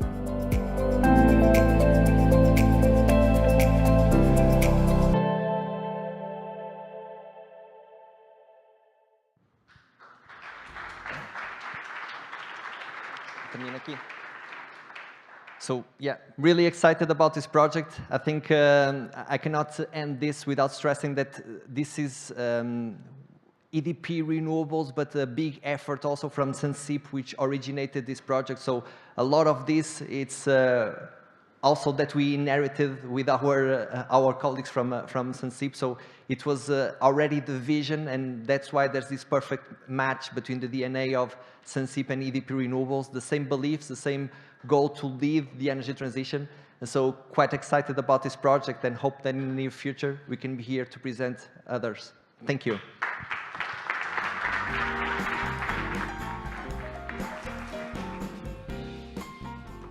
Thank you, Nunu, for sharing more about this journey in which EDP and EMA have embarked on and the story of Pula Ubin. Next up, we'll have some glimpse on key trends in the renewable space.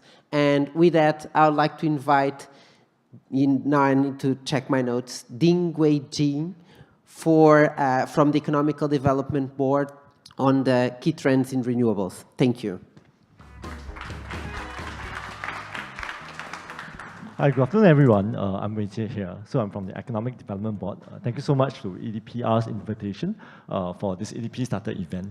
I recognize this is actually the first EDP's Energy Starter program in Singapore, and hope to host more in the future of these rounds today. So for today's sharing, actually, we wanted to share a bit about the state of renewables in Southeast Asia and Singapore, tapping on some of the insights that we recently launched as part of the joint report with McKinsey. So let's start off with some interesting charts here. So Southeast Asia is actually home to 9% of the world's population. And today, the GDP contribution to the world is about 5%. And actually, in terms of the growth of GDP since 2000, it has actually tripled, which means that as the region becomes more prosperous, the energy consumption will continue to rise. So it's estimated that the global carbon emission from Southeast Asia will amount to 10% of the world in future. And as they say, the war for net zero is either won or lost in Asia, or in this case here, Southeast Asia. So if you look at the chart here, most of the Southeast Asian nations are actually moving towards net zero and have set renewable energy targets. We are all on the right track. But here comes the key challenge here. We actually estimate that renewable energies will play a key role. We see a huge growth opportunity of up to 7 to 12 times required with a total investment of $1 trillion USD. But from this chart, you can also tell that Southeast Asia is only at the starting point in terms of renewable injections. The key point here that I want to highlight is that Southeast Asia as a whole is still very dependent on thermal capacity. So within this region, we actually are home to a lot of young coal plants. We are also home to 6.7 million of coal jobs across the value chain. So it will take time to transition. But on the other hand, when you look at this chart, it tells you that there's a lot of renewable opportunity for everyone here within Southeast Asia. If I look at the graph here, it doesn't tell me it's about energy transition, but rather it's an energy revolution. So for us to actually make this revolution take place, what are the things that we need to hold true? So we require a lot of partnerships with various stakeholders and governments. And this brings me to the next point. of what are we doing at home here. So just for context, Singapore contributes only 0.1% to global carbon emission. But we see a part to also partner with the rest of the world to accelerate the energy transition journey. So we launched a green plan in 2030, back in 2022, to advance the sustainable development agenda. Across the 5 levers, Economic Development Board partners with our sister agencies like Enterprise Singapore, and also Energy Market Authority, to transform the energy mix and to also advance decarbonization. So if you look at the 2 levers of energy reset and green economy, they are the 2 sides of the same coin. One is about achieving Singapore's decarbonization needs. The other is about accelerating green growth for the global and regional demands. So Singapore has a 4-switch story. In the past, we are actually heavily relying on natural gas, which was the cleanest source of energy for Singapore. But as we embark on our net zero ambition, we started to focus on 3 other levers. In this case here, solar, regional power grids, and low carbon alternatives. So let me talk about each of these shortly. So solar is the lowest hanging fruit for Singapore. And in fact, to share, Singapore is actually the highest density in terms of solar across the world. And we estimate that if we are successful, we are able to deploy up to 10% of Singapore's energy needs. EDP actually partnered with HDB and EDPR to actually launch a Solar Nova project, which involves putting solar panels across the various housing estates. And we're actually happy to share that EDPR actually won the last Solar Nova 8 tender, so many congratulations to EDPR. So beyond solar, what can we do more? Singapore is actually clean energy deficient, so we actually have to rely on our regional hinterland to import some of these low carbon alternatives. So the Energy Market Authority actually gave a conditional approval to import up to 4 gigawatts of energy from regional countries such as Cambodia, Vietnam, and Laos. So with this, if we are successful, that will achieve 30% of our energy mix. And that leaves the low carbon alternatives. So in this case here, what happens is that we have actually launched the hydrogen strategy in 2022 to actually invest more in R&D for hydrogen and also try out new technologies in this case here. We have also started to embark on our CCS journey, or carbon capture and storage, which is internationally recognized as a key way for us to decarbonize or remove GHG emissions, as recognized by IPCC as well as IEA. So what is the call to action here? So as mentioned earlier, Singapore has a lot of a great ecosystem here, as echoed by the earlier panel. We are also home to more than 100 MNCs as well as local companies in terms of their headquarters presence. A lot of companies are using Singapore as a gateway to Southeast Asia. And we hope to partner with you to accelerate the energy transition journey, not just for Southeast Asia, but also for Singapore. Thank you so much.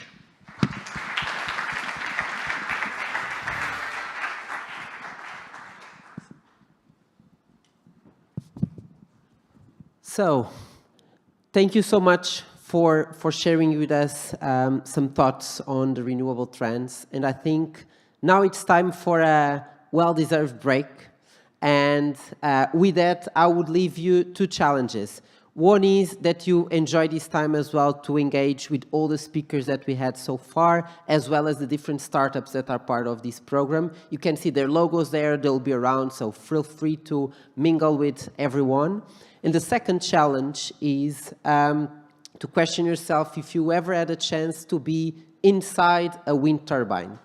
If you haven't, today is the opportunity. So outside, we'll have some, let's call it VR experience, in which you can see and understand how it feels like to be inside a wind turbine. So feel free to take that chance. We'll be back at 4:15, so enjoy the time. Thank you.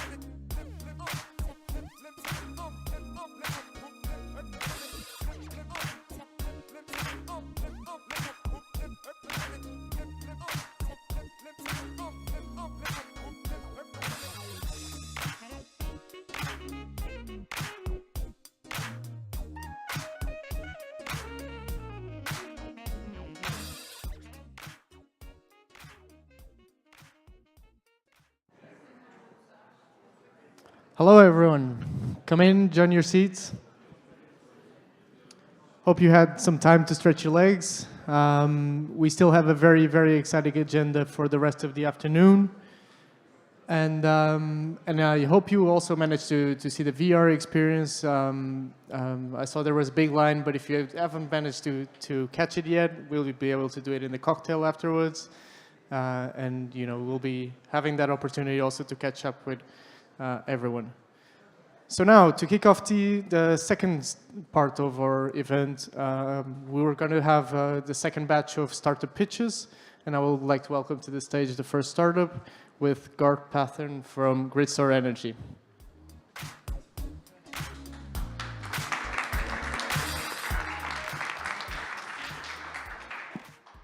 Good afternoon, everyone. I'm Garth Paton, co-founder of Gridstore Energy, and I'm here today to talk to you about our Solar Boost battery storage system. There are two problems facing the world at the moment in the transition to renewable energy. The first is the visible problem of negative prices worldwide, particularly around midday when solar power production is at its peak. In Australia, that's made solar farms almost uneconomic. But there's a second problem that's less obvious, and that's in relation to the power production of solar panels, which when unbalanced means they're losing up to 15% of their potential power output. Solar Boost is the only product in the world that allows you to solve both those problems simultaneously for less than the cost of a grid-scale battery. So what is Solar Boost? It's a modular, retrofittable, smart battery that's installed under every solar panel and allows you to store up to 2 to 24 hours of energy. As you can see from this diagram here, you've got a string of solar panels, and if you'll note, the one on the right-hand side is the lowest producing panel. With the other panels, you've got the excess power being produced shown in green. And what normally happens is, without Solar Boost, that power gets wasted to the lowest producing panel as heat, and heat's the main cause of degradation of solar panels. But with Solar Boost, we use that excess power and charge it to the Solar Boost battery, saving it for sale later on. There are 4 key advantages that Solar Boost has over traditional grid-scale batteries. The first, as we were talking about, is that you get almost 15% more power from your solar panels. And based on Australian wholesale pricing last year, that was worth almost 30% additional revenue. But it can also save CapEx for new solar farms, particularly those that are being built with battery storage. And it does that because it increases the amount of power output from any solar panel. Now, we did a trial for EDP and showed them that just a 2% differential in solar power output from the high and low panels in a system gave you a 10% additional power output when you're using Solar Boost. Now, with that 10% additional power, you can actually reduce the number of solar panels you install by 9%. And still get the same total amount of power output that you would have otherwise. And we do all of that at the same or lower price than an existing grid-scale battery, using lithium iron phosphate batteries that last 2 to 3 times longer. And because we're not wasting heat to any of the solar panels, we increase the life of solar panels by up to 6 years. So globally, there's a huge demand for additional energy storage. Solar Boost enables the faster, more profitable transition to a net zero world where you can be a part of that. We'd ask you guys to connect with us either here today or later online, and thank you for your time.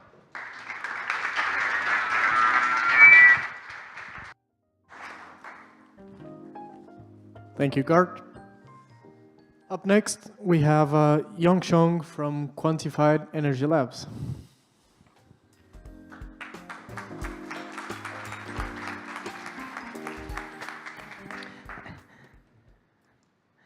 Good afternoon, everyone. I'm Yongsheng, CEO and co-founder of Quantified Energy Labs. Today, I'm going to share with you how our autonomous drone electroluminescence is revolutionizing the solar PV asset management. Solar has experienced unprecedented growth. With this growth come challenges, particularly how do we ensure the integrity of the solar panels installed, especially when the solar assets are ever increasing in size. A recent study by NREL shows that more than 60% of the PV system deployed in USA has suffered over degradations. It is important for us to find where are the defective panels so that we can optimize the system performance. Currently, there's a lack of effective and efficient solution to spot the defective panels in the field. In the factory, we have electroluminescent tests as a quality control tools. You can see here, this is a EL test where we can see all the internal defects. However, in the field, EL is not widely used due to the manual nature. Instead, drone thermography is widely used for field inspection. As you can see here, this image of thermal imaging, it doesn't really provide much information on what's the problem with the panels. Right. So to solve the problems, we developed autonomous drone EL mapping. It is a blend of unique hardware, software automations, AI-driven analytics coupled with a digital twin platform. With our solutions, we bring lab quality control to the field by offering more than 20 times faster speed and 10 times lower cost compared to the manual EL inspection. You can see here, this is a EL map of a newly installed PV plant. You can see that there are a lot of problems. Particularly, we can see there are some certain vertical patterns caused by installer walking on the panels. And if you look at the panels here, the panels indeed has a lot of cell cracks. Right, so our solutions has been deployed in all stages of PV life cycle, from initial inspection to repowering and revamping. Some of our notable projects include 60 megawatt floating PV in Singapore. I hope that you have chance to visit the site. And we have also done 200 megawatt of a solar farm in Australia. Currently, we have 6 drones operating worldwide, having measured more than 1 million panels worldwide. What makes us different? We are not just a drone company. We are actually founded by experienced, passionate professionals, and we aim to make a difference and contribute to the solar industry. So let's work together to have a sustainable future. Thank you.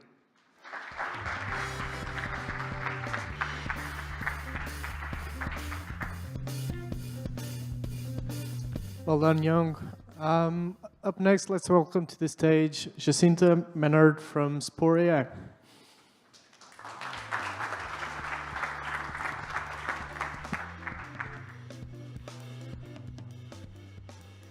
Okay, hi everyone. My name is Jacinta. I'm a business development manager at Spore. And what we do at Spore is enabling nature and industry to coexist. And how do we do that? We monitor and analyze birds' behavior around wind farm. Why do we do that? Birds are actually a huge issue for the development of wind project. It's the biggest bottleneck, especially because it can shut down a full project. If there are collisions, for example, it slows down the process for the environmental impact assessment, the surveys, and there's a big gap in data because the current methods that are used are essentially not out all year. So the current methods is essentially a person that goes out with binoculars on a boat or on a plane and watches the birds. This is only doable in good weather condition. It's only doable once a month, once a week maybe. So you have this gap. With our system, we install cameras on the wind farms, either onshore or offshore, and we track the birds. And that enables us to have 4,000 hours of data per year. So you can see as soon as the bird comes into the field of view, the AI will start tracking it. It collects data such as the species of birds, the distance between the bird and the turbine, the flight at the height at which it's flying, and it is not hitting the turbine. So it looks like it, but it's fine. So here you have examples of some data that we collect. So this is available to regulators, to government, to developers to make more informed decisions, to de-risk your wind farm, to accelerate the development. So for example, how many birds we see in a year, what is the flight height of most birds, or the direction. So if we're in the presence of migrating birds, we want to know which way they're going. Here's a use case with Vattenfall and BTO, which is the British Trust Ornithology. It is a scientific third party that is validating the data. So you can see that we use simple cameras. We work with a supplier. So we are a software company. We don't make the cameras ourselves, which really enables us to develop even faster and be able to see longer distances. And here's an example of a pre-construction monitoring. So we also partner with floating LiDARs. We install cameras, and we can collect data up to 2 years before the wind farm is built. So we're happy to connect and speak with you during the networking event. Thank you.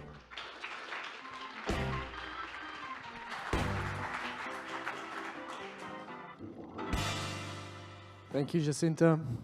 Next pitch will be by Tim Rockwell from SunGreen H2.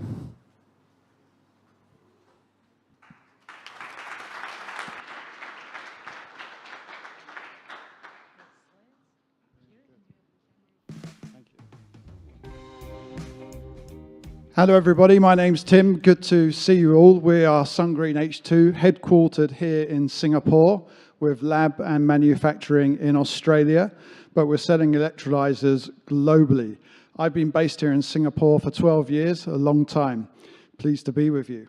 So we all know there's lots of applications for hydrogen across industry, power, transportation. We know that hydrogen's been in existence for a long time. The challenge is getting green hydrogen and getting that hydrogen at a cost that is on par with blue to grey hydrogen. We think there's going to be a legislative landslide. We're seeing lots of activity around the world. What are we doing? We are manufacturing electrodes which have eliminated all precious metals from that electrode itself. So we don't use platinum, don't use titanium, don't use iridium. We're using iron nickel based. We use a nanotechnology, and we're getting better than PEM performance. We've also formed a very durable, very flexible electrode. You can run our electrolyzers at double our stated capacity if you want. So we're seeing lots of applications in renewable energy space. So we provide the electrodes, we provide the stacks. For those of you who don't know, the stack picture there in the middle, that's a series of electrodes and membranes pulled together, which then is where the water splitting goes on, created by the renewable power. We then put those stacks into containers or on skids, and then we can deliver megawatt-size systems, either in containers. We're very focused on just manufacturing the equipment, so we're very happy to work with solar producers, solar power project developers, system integrators, EPCs, and our electrolyzers are going into quite a number of different applications. Here's some numbers. The slides will be available, but we're getting very high efficiency. We're getting into the high 88%. This is an installation in Spain, and I'm pleased to say that we're getting exactly the same results in the field, that 88% efficiency that we're seeing in the lab. This particular example is connected up to electric fuel charging, storage, and then there's ammonia downstream as well. And like I say, we're ready to supply megawatt scale in containerized forms. So we're around the world. I seem to have spent this year in Middle East, in India, in Europe, UK, America. I'm pleased to say Halliburton is an investor, and we managed to show our electrolyzer to the delegates at CERAWeek this year, and it's still there for those of you who want to see it. We're working with a number of partners, big names that you can see there along the bottom of the list. This is our team in Australia. We're replicating this plant around the world with some contract manufacturing in this region, in Europe, and also in the US. So you can see there we've got a series of, those are our funders and investors on the right, and our partners along the bottom there. We won the Bloomberg Award, and if you want to grab your camera and take a quick picture of the QR code while it's up there, that's our CEO, Tulika. I think it's been with you for most of the week.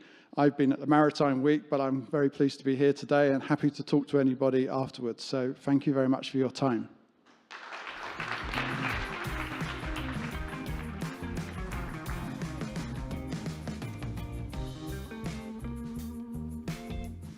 Thank you very much, Tim.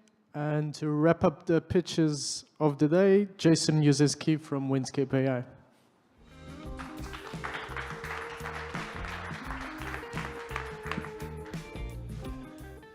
Thank you, thank you. We made it to the end. We're all the way in the W's now, so almost out of here.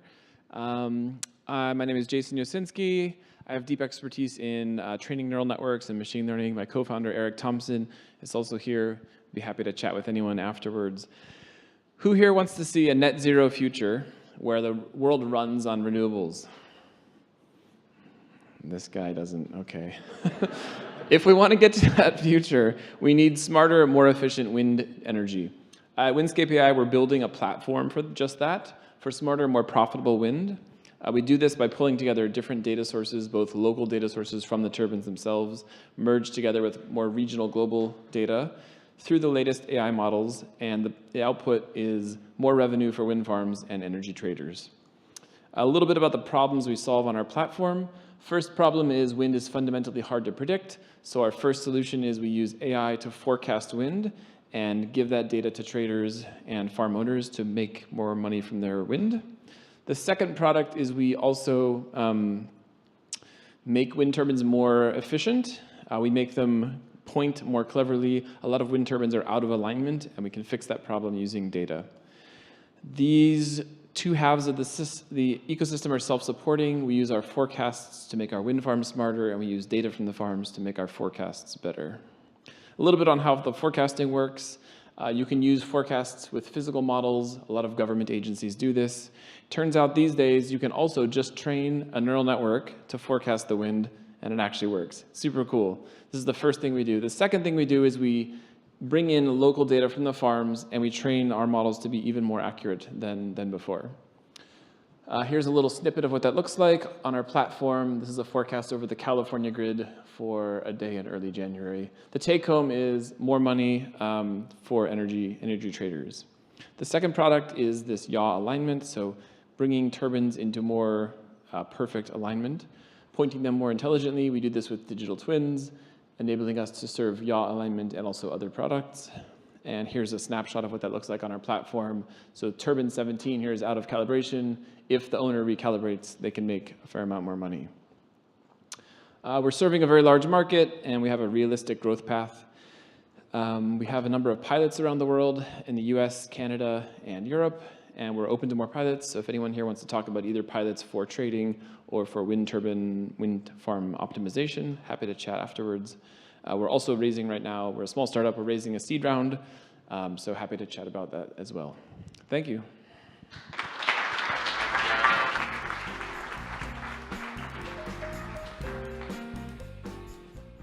Okay, that sums up the 9 pitches of the day. EDP has actually been working for the past week with these 9 startups to explore different pilot projects in energy storage, in solar, in wind, in hydrogen. And we really hope, I think we had really fruitful conversations, and we really hope that over the next months, these conversations will turn into pilot projects, and next year we'll be showcasing them somewhere as well. So thank you guys. And now, for the next presentation, we're going to present some of the innovation projects in renewables and green hydrogen that are already in the field and that we've done over the past year. And for that, I would like to welcome George Neve, Renewable Energy and Green Hydrogen Specialist at EDP Innovation.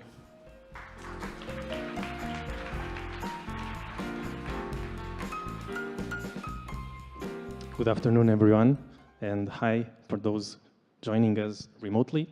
So I'm George Neve, and I'm here, and I'm going to speak to you and tell you about some success stories that we are developing at EDP Innovation. And when I say stories, it's because these are stories that start on this day. And for that, I would like to congratulate everyone involved in these programs, not only on these boot camps, and a special thank you to the innovation ecosystem team that brings to us and keeps us connected with the most disruptive and interesting startups. Every year, we receive hundreds of applications of startups.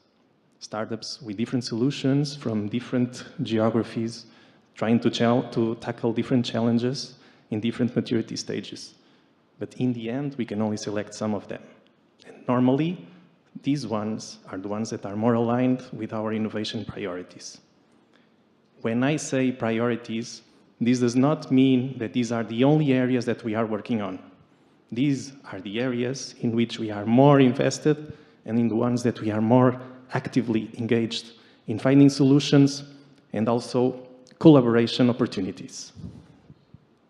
And so in here, I'm going to share with you some, let's say, these innovation areas that are our priorities. I'm going to show you 4 priorities in here, 3 related to renewables and 1 with green hydrogen. So the first one, starting from the left, is to streamline operations and maintenance activities, which is very important for us because as EDP aims to increase its portfolio in a massive way, it will be important for us to manage all this increased scale in the most effective way. And by doing this, we will be reducing the downtime of our assets and therefore reducing the associated costs. And we aim to do this because with an increased portfolio, it will be essential to manage in the most effective way all this diverse portfolio, leveraging on data analytics, and therefore making all these activities the most cohesively way. Another one is to speed up the installation works of renewable projects, and for these ones we aim to deploy automation and also robotic solutions. And this way we will be able to not only mitigate the exposure of our personnel on site and also to tackle an eventual shortage of qualified personnel, also capable of execute in the most consistent way very high quality activities, reducing the time to operation of our projects and therefore improving the affordability of them. Another innovation priorities is to explore additional renewable energy sources. Onshore wind and solar have been and will continue to be the major share of the renewable projects being deployed. However, there are some unconventional applications and contexts like solar floating PVs and even some alternative renewable energy sources like geothermal and also wave energy that will also play a role in the energy transition. And these are very promising because they not only allow us to unlock another level of renewable generation capacity, but also they have some very interesting capabilities like the production load profiles can be complementary in between them, and they also have some of them have some higher production coefficiencies factors. Another one, and last but not least, to increase the competitiveness of green hydrogen. Because in EDP, we believe that green hydrogen will be key to complement electrification, and so we need to promote the adoption of green hydrogen in processes, especially in hard-to-abate segments, so we can help to faster the energy transition.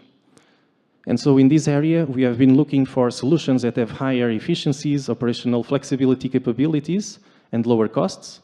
And this, allied with an improved integration into the value chain, not only with interfaces with renewable sources, but also downstream until the off-taker of green hydrogen, it will help pave the way for deployment of the required green hydrogen projects.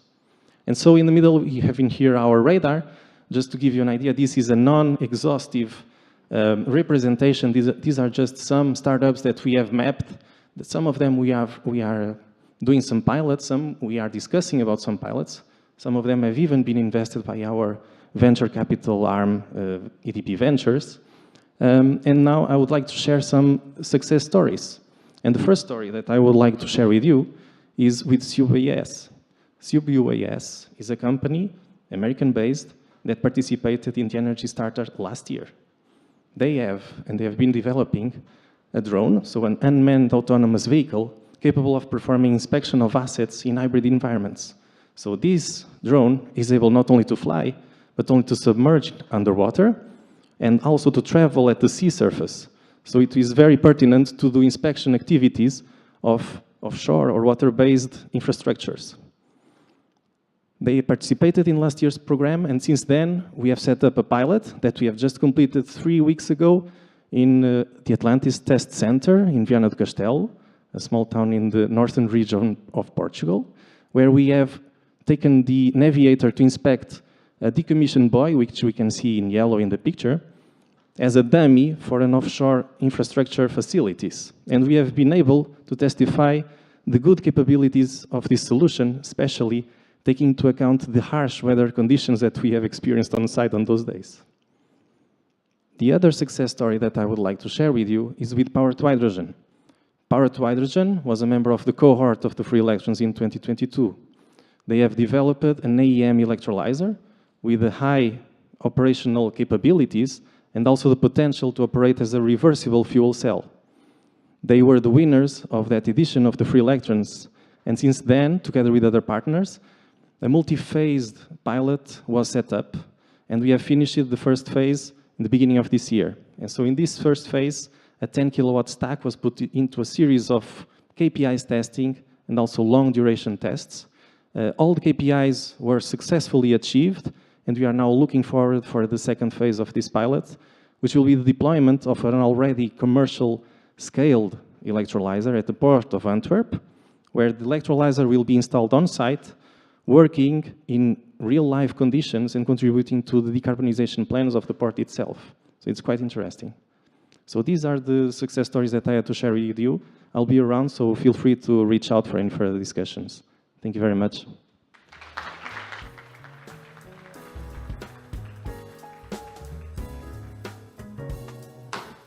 Thank you, George, for your presentation.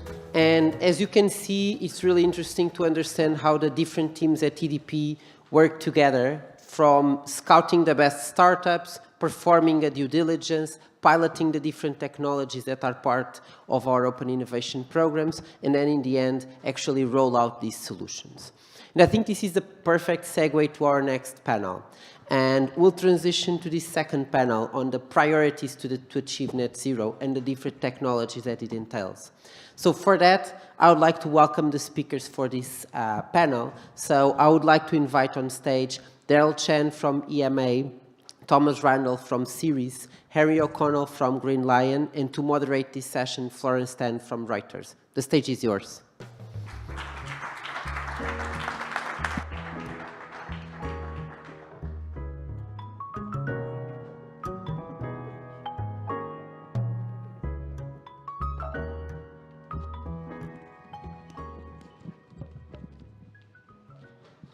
Hi, good afternoon, ladies and gentlemen. Thanks for joining us on this panel where we will be discussing what are the priorities to achieving net zero. My name is Florence. I'm the Asia Energy Editor at global news agency Reuters. With me on the panel is Henry O'Connell, VP of Commercial at Green Lithium Ion. Henry, please. Thanks. Yeah. Hi. Good to be here today, guys. So Green Lion is a Singapore-based battery recycling technology provider focusing on recycling lithium-ion batteries. And we're a portfolio company of the EDP group. Thanks, Henry. Followed by Daryl Chan, who heads the Energy Technologies Department in the Energy Market Authority of Singapore. Daryl. Thanks for having me. So I head the Energy Technology Department under the Energy Market Authority. What I'd like to describe what I do is I try to see how I can use energy technologies to solve national energy challenges. Thank you very much. Thanks, Daryl. And following on, we have Dr. Thomas Randall, Deputy CEO of the Solar Energy Research Institute of Singapore. Thank you very much. I'm Thomas from Ceres. Ceres is Singapore's National Institute for Applied Solar Research. We are part of the National University of Singapore, NUS, and we try to push the energy transition through innovations, and the innovation should not only lead to scientific papers. In our case, we are very applied, very down to earth. We want to solve real-world problems in the solar space, but also in adjacent technologies. Thanks. Thanks, Thomas. We have actually just emerged from a very warm month of March, where temperatures exceeded 35 degrees Celsius due to the El Nino phenomenon. According to the United Nations, to keep global warming no more than 1.5 degrees Celsius, the world needs to reduce emissions by 45% by 2030 and reach net zero by 2050. So why is it important for nations to achieve net zero, and what are the potential consequences of failing to do that? Also, what are some of the key pathways that Asia and Singapore could take to reach this goal? Maybe we can start with Thomas. Thank you. Yeah, I used to say the biggest problem of climate change is that people don't feel it. It doesn't hurt, it doesn't stink. Only if people really get personally affected, they will move or they will change their habits. And I used to say that because nowadays we see more and more the effects of climate change. You mentioned the long hot spreads which we had here in Singapore for quite a few years now. You probably have seen the pictures just the last few days, what happened in Dubai. This is also related somewhat to climate change, because if you have hotter air, it absorbs in coastal areas more humidity, and then eventually it pours down. And the floods in Dubai is unprecedented. This has never happened before. So we see more and more of the impacts, and the Singapore Center for Climate Research under the National Environment Agency recently also published their new climate change model, where they projected what will happen over the next 10, 20, 30 years, all the way till 2100, with a very detailed model, 2 kilometers square for Singapore, 8 kilometers square for Southeast Asia. And the projections are very, very shocking. If you look at, they've used different models, depends on the different CO2 emission reduction scenarios. But in the worst scenario, we are looking at 300 days in Singapore where Singapore would incur heat stress. And we as human beings would not be able to cope with it unless we switch on the air conditioning even higher. So people more and more feel the impacts of climate change. And I think gradually, I also noticed that, of course, there's COPs and there's these conferences, and that's all nice and important, but I think also human beings have to change. If you look at the climate, if you look at the CO2 emissions curve, and then it's still great, it's still going up, and then there are different scenarios, and it goes down under different scenarios. And the most aggressive scenario is, of course, to hit the original climate agreement from Paris, meaning the 1.5 degree scenario. And that's a very steep curve down. And the only time in history when there was a similar trajectory downwards was during COVID. So to be honest to ourselves, we would need measures equivalent to what we had during COVID to reach the 1.5 degrees, which is obviously not what we are aiming for. So we have to massively accelerate the adoption of renewables and to reduce CO2 emissions. And if you look at these trajectories from a scientific perspective, the most decisive time will be the next 10 years. What we don't do, because the emissions otherwise go up and up and up, and you're trying to catch a falling knife. In the next 10 years, and the only two technologies basically which are ready to scale in the next 10 years are wind and solar. And it's obviously not for a reason why EDP is massively investing in wind and solar, but that's basically, we need many more EDPs. And there's a lot of resistance, there's a lot of coal, as was mentioned earlier, still in this part of the world, a lot of conventional energy still coming online, but we have to massively accelerate the adoption of renewables in order to be at least on the 1.7 or 2 degree trajectory. Daryl? Thank you. Well, there's so many reasons why we need to pay attention to climate change, in addition to what Thomas just mentioned, extreme weathers. I can think of two other reasons. First would be around the economy, the second being around energy security. And let me elaborate. If we look at carbon, or rather lack thereof, it's going to be a very important resource. And why do I say so? Look at all the companies that we are dealing with today. I mean, the mandate towards net zero is just increasing, becoming stronger and stronger, which means that when companies are choosing countries to invest in, the country's carbon footprint and trajectory matters. Because if my company is supposed to meet a net zero target, it also means that I have to tap on green energy from the country itself. So I think that matters. Being able to reach a net zero target or decarbonize over time will become a national asset, and it gives countries a competitive edge to attract investment. That's reason number one. And around energy security, and just think about it. If we hold the view that if we are going towards a dramatic shift in the future whereby countries, our nations and companies are moving towards renewables, moving away from fossil fuel like natural gas, oil, and coal, it could also suggest that investments in the supply chains for such fuels will dwindle over time. That will also mean that the supply for such fuel become lesser, and it would become more difficult to gain access to these things, which then suggests that if countries and nations are to decarbonize their economy and move towards renewables or low-carbon alternatives, that will also enable them to diversify away from fossil fuels and gain some level of energy independence and reduce our reliance on these things. So I think there's an energy security element to this as well. With respect to the pathways that we can pursue, I think there are, three broadly. I think firstly comes from a very domestic angle. I think all countries, including Singapore, should see how we're able to maximize the amount of indigenous energy resources that we can do within the country. So that includes maximizing solar deployment within Singapore, and we have set ourselves an ambitious target to minimally 2 gigawatts peak by 2030. I think we're on a good track to reaching there.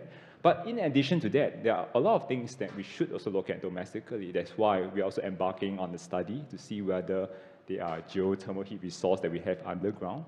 We are not sure, but I think we need to find out.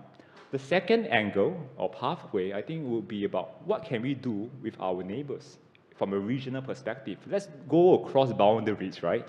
So in Singapore, we may not have a lot of land to fully deploy solar to meet all our energy needs, but our friends from the north to the south and everywhere else could have. The question then is how can we work together, collaborate, and then catalyze some of these green energy developments in the region to help each other to get win-win solutions. I think that's the second pathway about regional collaborations. The third, I think, will be about to continue to keep an eye out for new and emerging technologies. It's not about what we can do today, but also what we need to do tomorrow, right? And there are a lot of things out there that we are still exploring. I mean, we spoke about, recently there's been a lot of news coverage on advanced nuclear reactors, for example.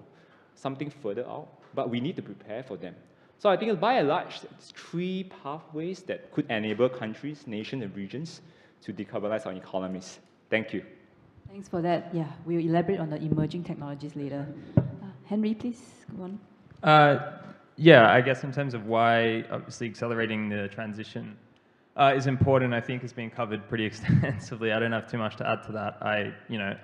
Ultimately, for me, it's a question of, can my children have the same life that I'm going to have? And I think, in many ways, that might not be possible with the path that we're on.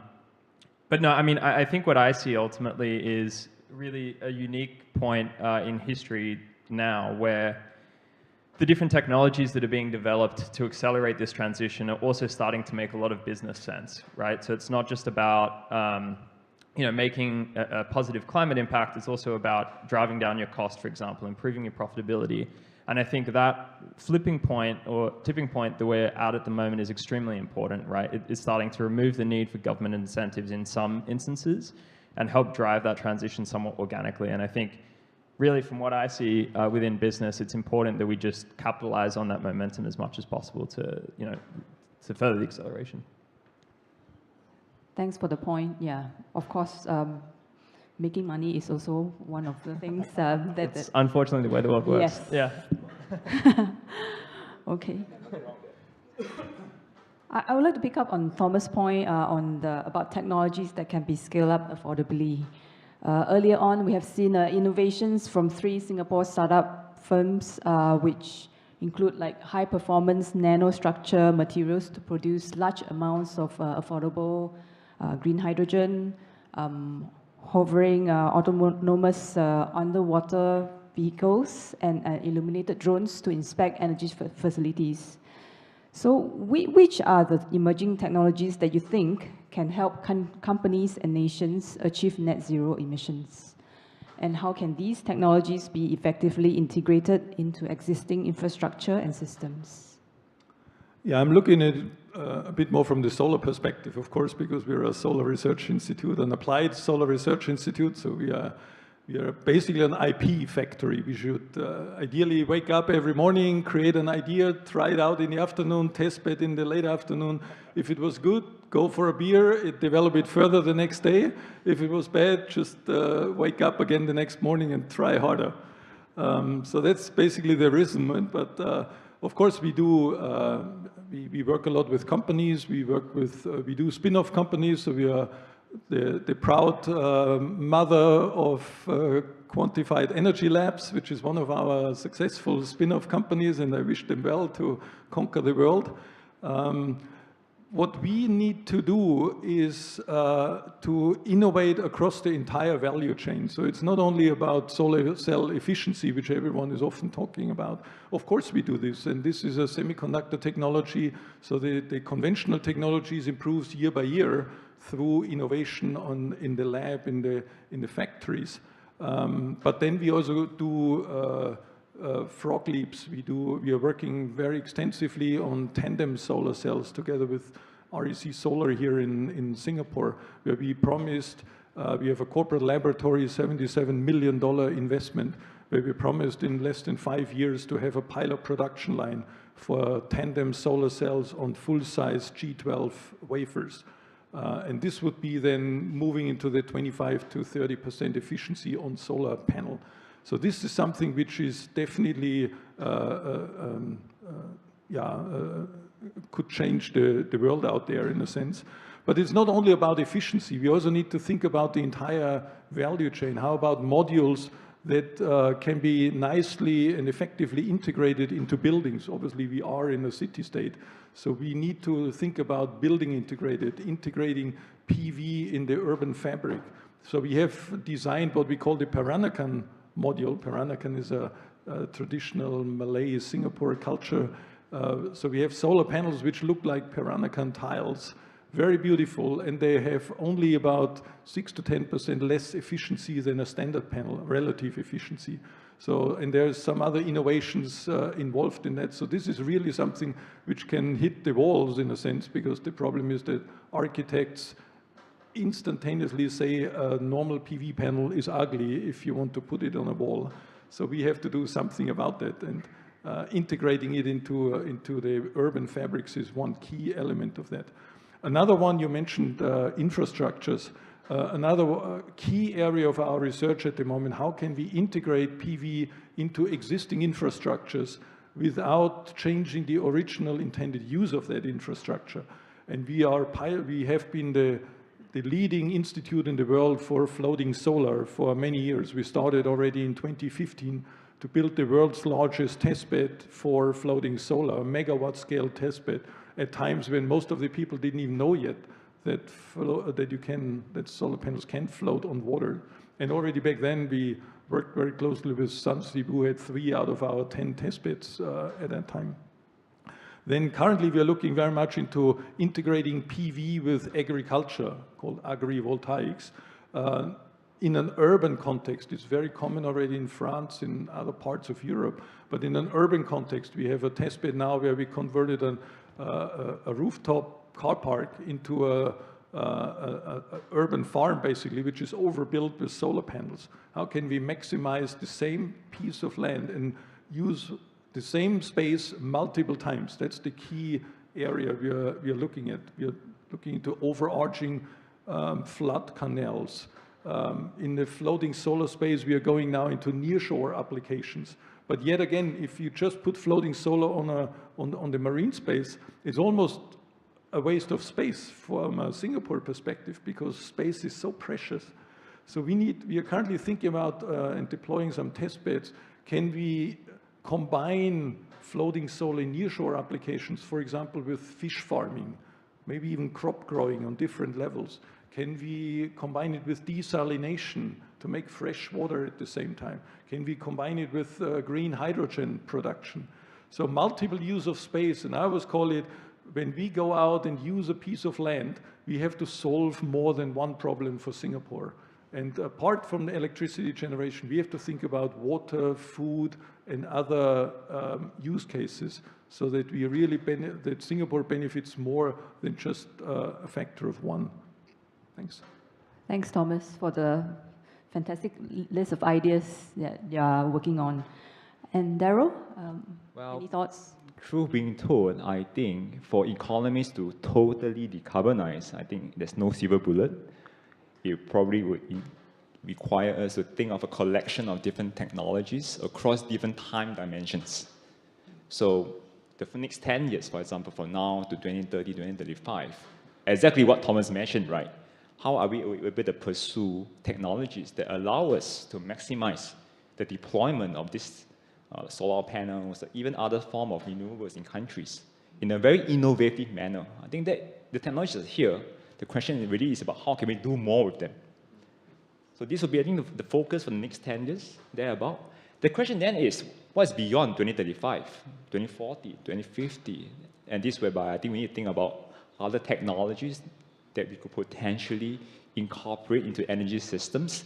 I briefly spoke about geothermal right now. It's quite exciting. And we are not talking about Sembawang hot springs type of technology.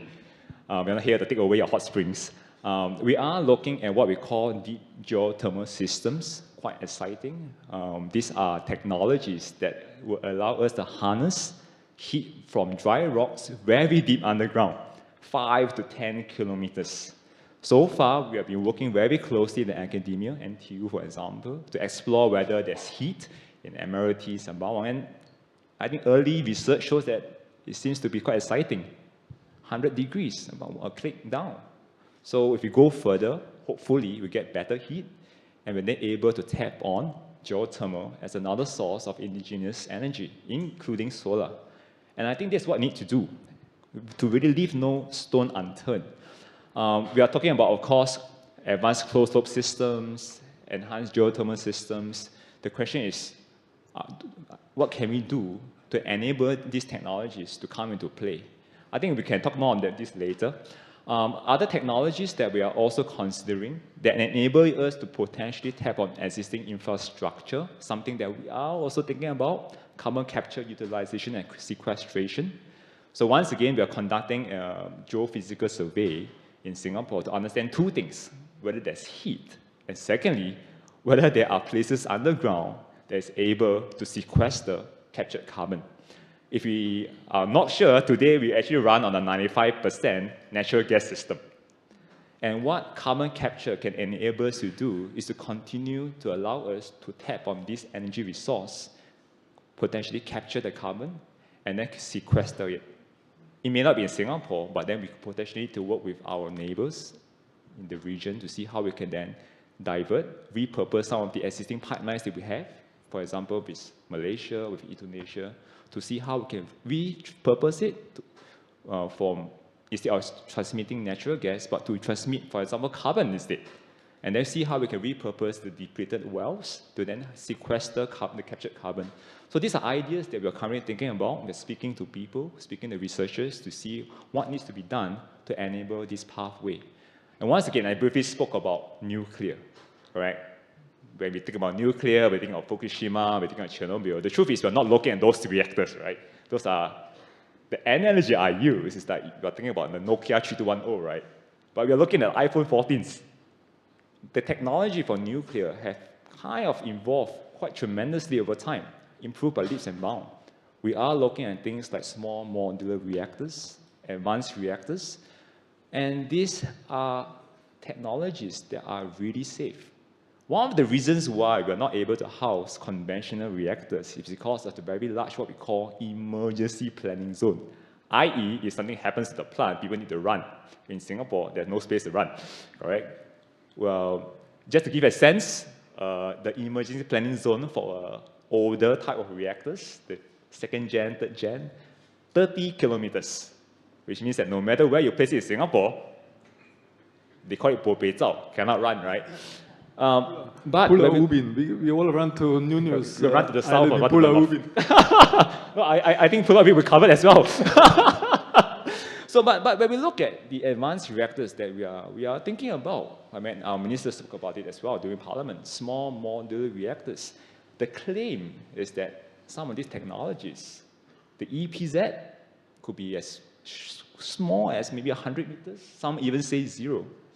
But I think we need to then dig the due diligence to see whether these technologies are indeed as safe as people claim to be. I mean, every technology vendor that I speak to will claim that the technologies can fly to the moon and back and still operates. But I think we need to build the necessary capabilities to understand how these technologies work and then credibly assess the suitability for Singapore. So I think there are some technologies that at least we are studying over at my team. I won't go into things like hydrogen and ammonia because I believe that EDP probably are very familiar with this, and this has been covered during this session. So thank you. I hope that was useful. Thanks, Daryl. Very comprehensive list of technologies that you are working on. Henry, any thoughts on battery? Yeah, absolutely. I mean, I think from my perspective, what's encouraging or comforting is that ultimately we have a lot of the technology that we need to actually meet these climate goals, right? It's just a matter of deploying it more efficiently, being a bit smarter about how we're accelerating it. But the core technology is ultimately there, right? And I think, you know, my background's in EV manufacturing originally, and now battery recycling. I think there's clearly a very strong pathway there to help reduce transport-related emissions and also support solar, wind, etc. deployment with stationary storage, for example. And I think you've already seen how that's been possible to be catalyzed in a market like China, for example. There you're looking at 60% plus penetration of EVs. They're dominating the battery market. Europe as well. I mean, in my time there, living there before Singapore, I also saw EV penetration jump up to 20, 25% in these markets that are typically petrol combustion engine vehicle markets. So I think that is definitely a possible pathway for somewhere like Southeast Asia, where clearly the penetration rates aren't there today, but where the technology is ultimately available.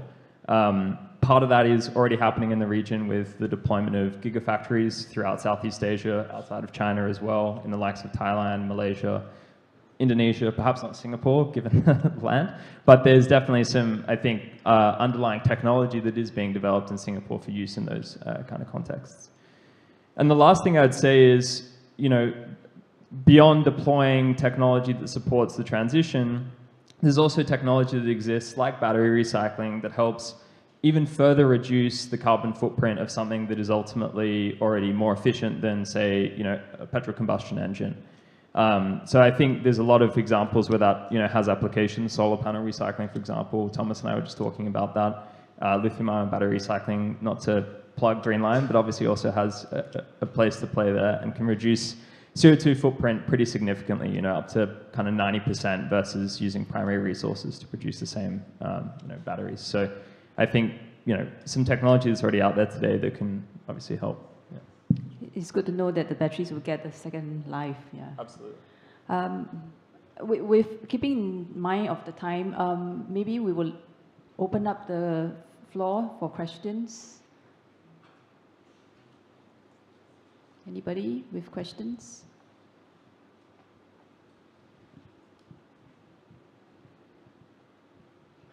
Hi. Hi. Just now, sorry, Daryl, you mentioned about the CCUS, right? I was just wondering, what is your foresight into like the percentage of the efforts going into looking into CCUS versus doing other stuff, more into the development of renewable energy rather than the CCUS? What's the percentage? I cannot imagine myself answering that question. What's the percentage? All I would say is that I think we need to really explore this option.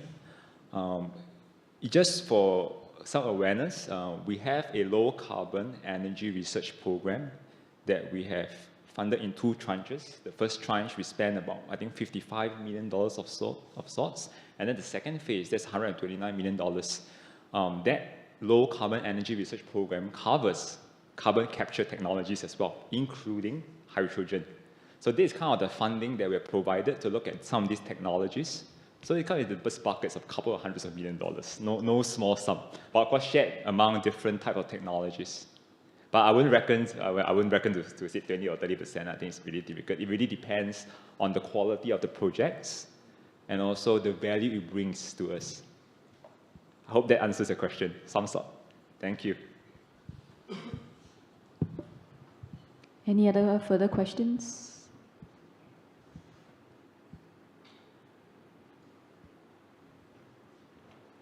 I actually have one for Daryl. Yeah.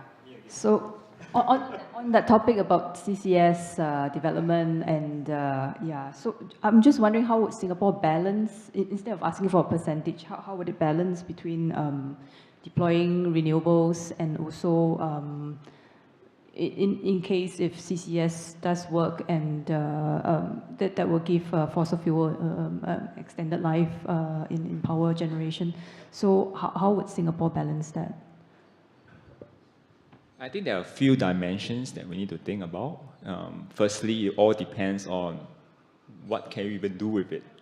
We don't really understand the CCUS potential at this point in time. We don't even know whether we can do these things locally. And we don't even know whether our neighbors will allow us to do it. So I think that requires a lot of discussions. It's hard to pin down, once again, the number. It all depends on the potential, and then we can decide what we can do. I wanted to make a clarification, though, that it's not the case whereby I'm saying, oh, hey, with CCUS, you can continue to use natural gas, right? I don't think so. Once again, it's about a collection of different energy resources that we can potentially tap on. The more options we have, the more diversified we can be. And then the less reliant we can be on any one particular resource. And the truth being told is that as we are transiting towards a low-carbon world, natural gas will continue to be the backbone of our energy system. I mean, there's no way we can transit from 0 to 100% in a day. It's impossible. It requires us to gradually and progressively reach there. So carbon capture could enable truly to lengthen the process, and it also buy us a bit more time and more options for us to enable this transition. Thanks for that, yeah. And that will probably give also more time for innovations to mature, yeah. All right. Any further questions from the floor?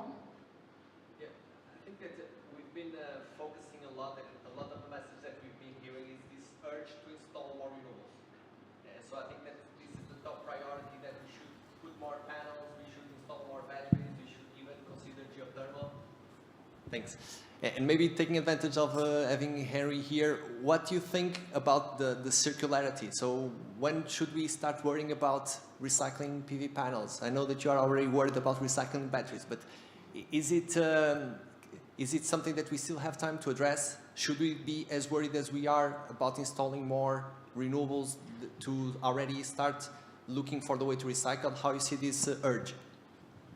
Yeah, I mean, I think the time to start recycling is now. Obviously, I'm going to say that. But I think it addresses the problem in a couple of ways, right? On the one hand, it addresses this big issue, particularly within the battery space, of a lack of critical minerals, right, that are needed to meet the demand on the front end. So I think that's important from a number of perspectives. One, obviously, there's quite specific countries where a lot of those metals are being produced: nickel in Indonesia, cobalt in the Congo, etc. And there's geopolitical risk, supply chain uncertainty, etc. associated with that.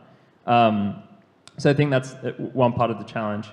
The other, I guess, advantage of recycling ultimately is clearly from a carbon footprint standpoint, it just has such a phenomenal impact relative to using, virgin materials. And in the context of battery recycling, you can do it ad infinitum, right? You can continue to recycle the metals, on and on and on. And I think there's no reason why that process shouldn't be started now. There's end-of-life batteries that are coming offline, maybe in small numbers for stationary storage today, but already starting to happen within EVs. From a gigafactory or cathode production perspective, there's significant amount of scrap that's happening during the manufacturing process. It can be up to 40%, even 2 or 3 years after start of production. And so there's already this waste being generated today. A lot of it's not being handled appropriately, and that obviously has a CO2 footprint impact. It also has a bottom line impact to these businesses that are not able to then pass those cost reductions down onto end consumers ultimately. Maybe I can add to that from a solar perspective. So we have a program. We are working on some novel technologies for PV recycling. It's something which needs to be solved on a global scale, of course, because if we look only at Singapore, we want to deploy 2 gigawatts by 2030. The whole world has installed 450 gigawatts just last year. So it's not a Singapore problem per se, but we as a national institute, we're looking at it, and we have some innovations. We have some test beds, new machines just came in a few weeks ago. So we are looking at that. And it's definitely a topic that needs to be solved. It doesn't need to be solved next Monday, but in Monday, a few years from now, we have to have a solution. Because my biggest worry is, you remember when this hype was in China with all these rental bicycles, which then eventually all the business models failed, and you had these drone pictures where they flew over piles and piles of bicycles which were collected, and you saw the different vendors because there was a yellow pile and a blue pile and a purple pile. If this ever happens with solar, we have miserably failed as a research in the industry community. So this is, and it is being solved. So circular economy, there are very multiple groups around the world who work on circularity, not only recycling, but also because the big wave of solar in principle is yet to come. We are also looking into circularity. Can we design PV modules today in a way that they are easier recyclable or can be reused at the end of life yet again? So that's already happening, that the industry has addressed this and is actively working on it, including us. That's very reassuring to know, yeah. All right, we've had a great discussion, and I would like to thank our panelists, audience, and also EDPR for creating this opportunity to discuss priorities in net zero. Thank you so much.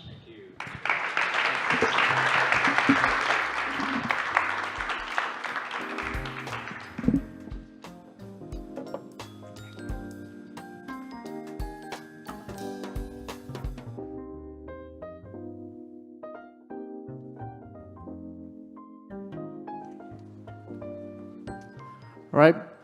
Thank you very much, Daryl, Thomas, Henry, and Florence. I think it was a very, very insightful conversation. And I mean, we know that the challenge is massive, a challenge to net zero, and we cannot do this alone. We know that there are many players in the ecosystem, and it's really good to see everyone playing their role today and working on these different technologies and different solutions that will take us there, hopefully.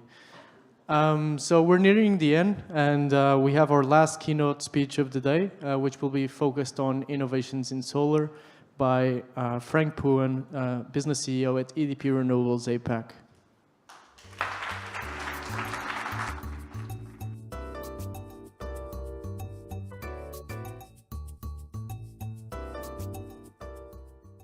So good afternoon and a warm welcome.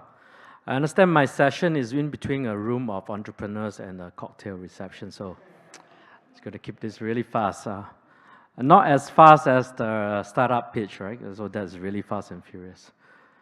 So today, my presentation, to keep it interesting, I'm going to make it a bit more interactive, right? Throughout, because understanding I'm in the room of entrepreneurs. So throughout the presentation, I'm going to sprinkle a little bit of a problem statements because entrepreneur is all about problem solving, right? So at the end of this presentation, if you have some solutions to the problems that we have, please come and look for me. I think this chart, very simple, 2 things to note. One thing, anything to do with energy transition, right? EDP is involved, and we are spending billions, right? So look for us. Now, my first problem statement, all right? This may look like a brochure of a new condominium, but it's not. It's an innovation program that we are running on housing development block, which is to our overseas guests. This is what we call typical government housing. But majority of solar deployed in Singapore is on HDB, government housing blocks. Today, Singapore has achieved more than 1 gigawatt of capacity. Where is the land, if you ask? Where is the land? Small Singapore. Just now, Daryl talked about 2 gigawatts of target, right? In fact, if you look into our solar roadmap, we have forecasted 8.6 gigawatts.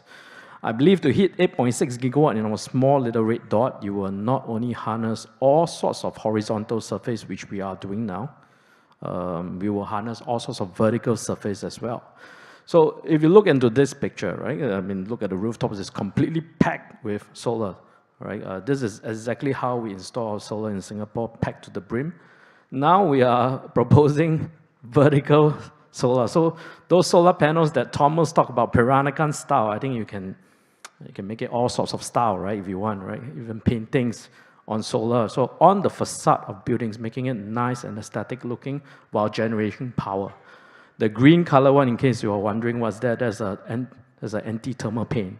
So we are making the solar panels bifacial and reflective of the surface such that you generate more power on the surface as well. On the rooftop, the solar panels, we are also working with companies that are involved in regeneration of power. So all solar panels, you can use that technology to recover. New solar panels, apparently after you use this high light intensity to go through the solar panels on site, it minimizes degradation, all right? So a lot of other innovations like solar fabrics, so it's something coming out, all right? So you have a lightweight solar panel sewn onto the fabric that you can deploy as canopies, and below the canopies, LED lighting.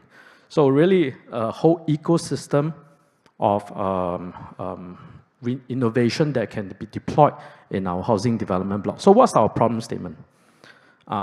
This is part of the tender that we have won recently in EDP. So we won a 200 megawatts tender, and what we call Solar Nova 8 is a solar government solar program in the phase 8, all right, where we aggregate majority of all the government buildings, including government housing, schools, MINDEF buildings, military buildings, libraries, all as part of this program. Is in its phase 8. We will be I think the government will be rolling out phase 9 very soon. So we are always looking out for innovation. If you have a solution, right, that is involved in this urban landscape, please come and look for us. So again, urban, right? Urban solar farm.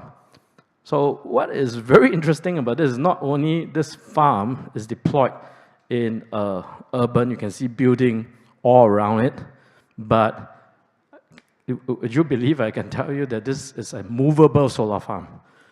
So why do you want a solar farm that moves, right? I think it is only in Singapore that you have such a requirement because Singapore is land scarce. If you have land that's empty for intermediary reasons, right? For example, you are JTC. You have this land, you are not sure whether there will be any development for the next 20 years, but you are quite sure in the next 3 to 5 years, there will not be any development. Can you use those land in the meantime, some sort of idea of a land banking to deploy solar? And in case there is an actual development and some companies that want to invest in this plot of land to build a building, you move the solar farm. So everything is movable, so not just the solar panels, which is probably quite typical, right down to the substation is movable right now. Now I talk about movable solar substation. So what's the problem statement here? Today, if you go down, you have a chance to visit this. We have about 5 of them, 5 to 7 of them sprinkled throughout the island, this mobile solar farm. Go and take a look at the solar substation. The substation itself, although I say it's mobile, the top part is mobile. The bottom part is still a typical concrete foundation. We will love it that you can move the entire substation on wheels, just tow it away, right, on a 40-footer. So if you have such a solution, come and look for us as well. Now, this is already quite an old project, but we constantly use it as part of the innovation as a showcase. Because I believe many of our overseas guests have not seen this before. This is Woodlands, off the shores of Woodlands, a 5 megawatt. Currently still one of the largest offshore floating PV globally, right? I recall when this project was conceived during our Singapore F1, right, where we discussed with EDB and said we want to showcase incredible, sizable PV in the open seas, right? And this was the result. So it is actually connected to the main island via a 1.1 kilometer subsea cable. Currently, that connection has been disconnected. We are looking for a new connection point, and when that happens, I think somewhere in the next 1.5 years, we will expand this farm as well. All right, so what is innovative about this, other than a floating platform, which we'll probably see in many parts of the world? This is in the open sea, and hence, anything that is in the open sea is moving 360, up and down, left and right. Unlike in a reservoir, it's probably moving up and down, right? So the mooring system is incredibly complicated, all right? And also we use bifacial solar panels such that we can generate more power from the bottom side of the solar. And look at this, I call this barge, right, that holds our transformer. We could have easily put this transformer on land, right? It's a kilometer away. But we chose it to put on a barge floating in the water. Why? Because we believe wherever that we can deploy this solution to, it will be in a place that will be land scarce. Imagine a place like Maldives, a hotel resort with an island. You want to use every inch of land for the beautiful resort. But all the heavy equipment, we want to put it on a barge as part of the ecosystem. We want to also showcase that if you can generate power, you can work and live there. Imagine putting batteries there. The second level of this floating platform is think of it like a transformer. It's like a 40-foot prefab 40-foot. Currently, it's a visitor center, but if you want it to be a military module, you can. If you want it to be a residential module, you can. Right? So we hope that this is actually the precursor to a project that we'll talk about later, which is the cross-border project. So I guess this is one of the first projects that pull a subsea cable from outside the main island onto the main island. Now, on to another innovation, right? So this is what we call a quick deployment modular system, where we actually have solar panels prefab. Everything is inside the container, right down to the stringing and the inverters, and then you quickly deploy by pulling it out. So this was done, this is a photo done for our National Day last year. So part of the National Parade was powered by solar. Now, what's the problem statement for this? Right? Think about this as it has to be on completely flat land, right? Because for it, you'll notice that I'll play a video later, you'll see that the solar panels are pulled out on the rails. Now, can we deploy this on non-flat land? I mean, a little bit of tolerance, right? So imagine the use case for that. We also think about this in countries where the manpower cost is tremendously high. For example, Japan, right? The installation cost is so high. Taiwan, typhoon areas is so high. Can you possibly use such deployment where you reduce the manpower cost on site and have prefab solutions on, and then you simply pull out the cable, pull out the panels when you need them. In the event there's a typhoon or hurricane, you can keep them back. Again, you have such solutions, look for us. This is one of the projects we have done. In fact, it was one of the first BESS projects here in Singapore. You notice this is what I call the typical HDB point block, right? So it's so near to a residential, it's barely a few hundred meters away. So one of the biggest concerns is safety. How to put a BESS safely in a location near to residentials, right? So we have done this project, I think 3 years ago, and this is also the precursor of one of the big BESS project that we are about to do in the cross-border. Now, so this is my pet project. Nowadays, when I look at Google, I usually zoom up, keep zooming up until I reach this country-to-country map, right? We have announced this 2 years back. It takes that long to talk about how to connect two countries via a subsea cable. So in this particular case, we do it via a consortium. So this is a project we've done in partnership with Capel and Gurin and Petronas. So they call themselves Vanda as a JV. So 3 of us as a consortium, we have received conditional award from EMA for a 1 gigawatt power. This is not 1 gigawatt peak, but 1 gigawatt AC supplying from Indonesia to Singapore. The whole subsea cable is about 90 kilometers, roughly. Right, straight distance, I think, is only about 50, 60 kilometers. We'll be generating power around here, right, around these islands. There is absolutely no grid there. No grid there, right? PLN is not there at all. So how do you do, it's not a microgrid anymore, it's like a huge off-grid system, right? Plant to system, right? Do you have any solutions to help us achieve this? Singapore government wants 75% load factor, right? 75% load factor. That's part of the RFP that Singapore have launched. That means almost a 24/7 generation and delivery of renewable energy. This can only be achieved via solar and a huge BESS system. So, I mean, look at those BESS numbers there. Those are easily, any one of them is the biggest BESS system in the world. So how do you achieve this? How is the bankability like when you talk about this type of system? Nobody has done this ever before. The biggest BESS today, I think, is about 1.3 gigawatt in the Red Sea, right? So how do you do gigawatts of BESS? And even this is not enough. We realize as we do our simulation, right, and modeling, there will be still days that will be generating power. You cannot have enough BESS. There will be curtailment of power. What do we do with those curtailed power? Do you have a solution? Do we do an electrolyzer there to generate hydrogen in those intermittent, very high solar days? If you have a solution, please come and look for us as well.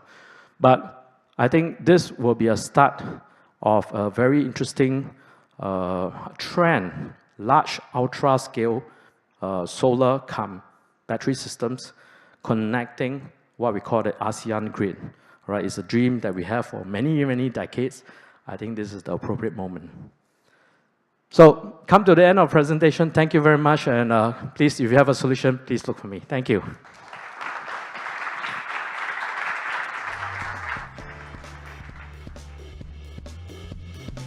Well, thank you, Frank, for planting some problem seeds.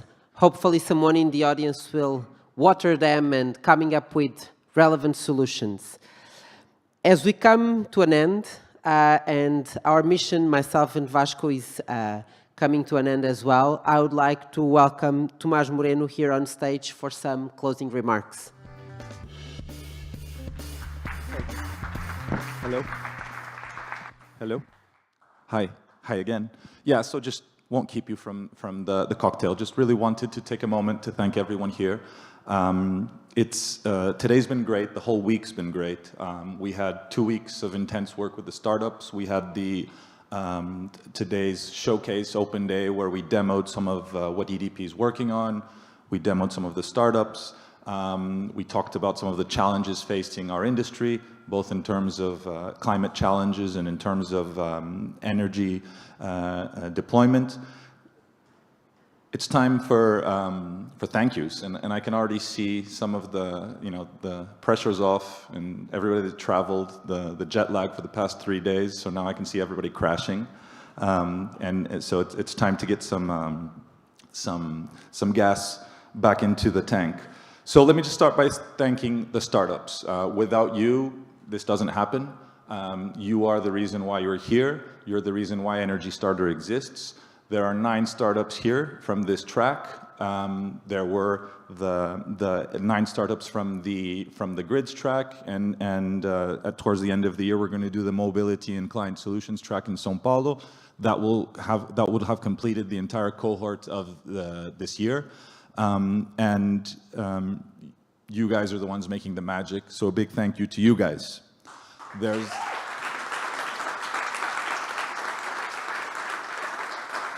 a thank you to all the speakers that were on stage today for donating their time, their energy, and their thoughts.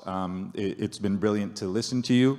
And a big thank you to all the EDP teams that traveled all the way from the Europe and other continents to be here for this week. It's really important to have these moments. It's important to engage with the startups, but it's also very important for the sharing between EDP teams. We're all one big group, one big family, but believe it or not, we don't all know each other. These moments are important also for a moment of internal getting to know each other, sharing, and looking at opportunities. And now bear with me because it's gonna take about a minute to say a few names. I'd like to thank our hosts here in Singapore, so EDPR EDPR APAC, Lawrence Wu and Frank Fan. You guys have been amazing. Thank you so much for having us. Nuno Marinho, the one-man army. We talk a lot, but you've been amazing, and thank you for everything you've done to make this happen and everything you're doing throughout the year with all these projects. It's been great. The communications team here in Singapore. It takes a lot of work to make things look easy, so thanks to you. Tinian Lee, Sean Ngung, Norman Yao, and Michael So. Thank you so much.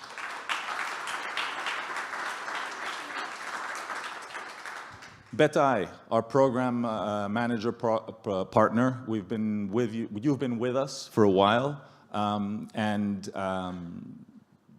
each one of these tracks takes about 3 to 4 months of work before we get to this point.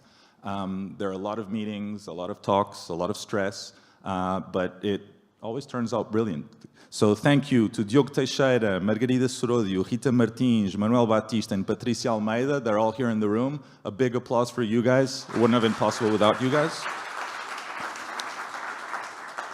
And last but not least, my team. Vasco Costa Cabral and André Gonçalves. You're the essence of what happens here. Thank you so much. And now, time for drinks, time for networking. We all had the opportunity to chat a little bit during the break. I can tell you that within 15 minutes and 3 chats, it was amazing. What's happening here in Singapore, it's incredible. I already have 2 or 3 meetings planned for next week. So please take advantage, whether you're a startup, you're a corporate, you're a VC, talk, network. This is what the cocktail is for. And there's also a note, there's a photo call outside, right outside the door. If you want to take advantage, take some pictures, post it on Instagram and LinkedIn. It's never enough to get the message out on social media. Thank you so much.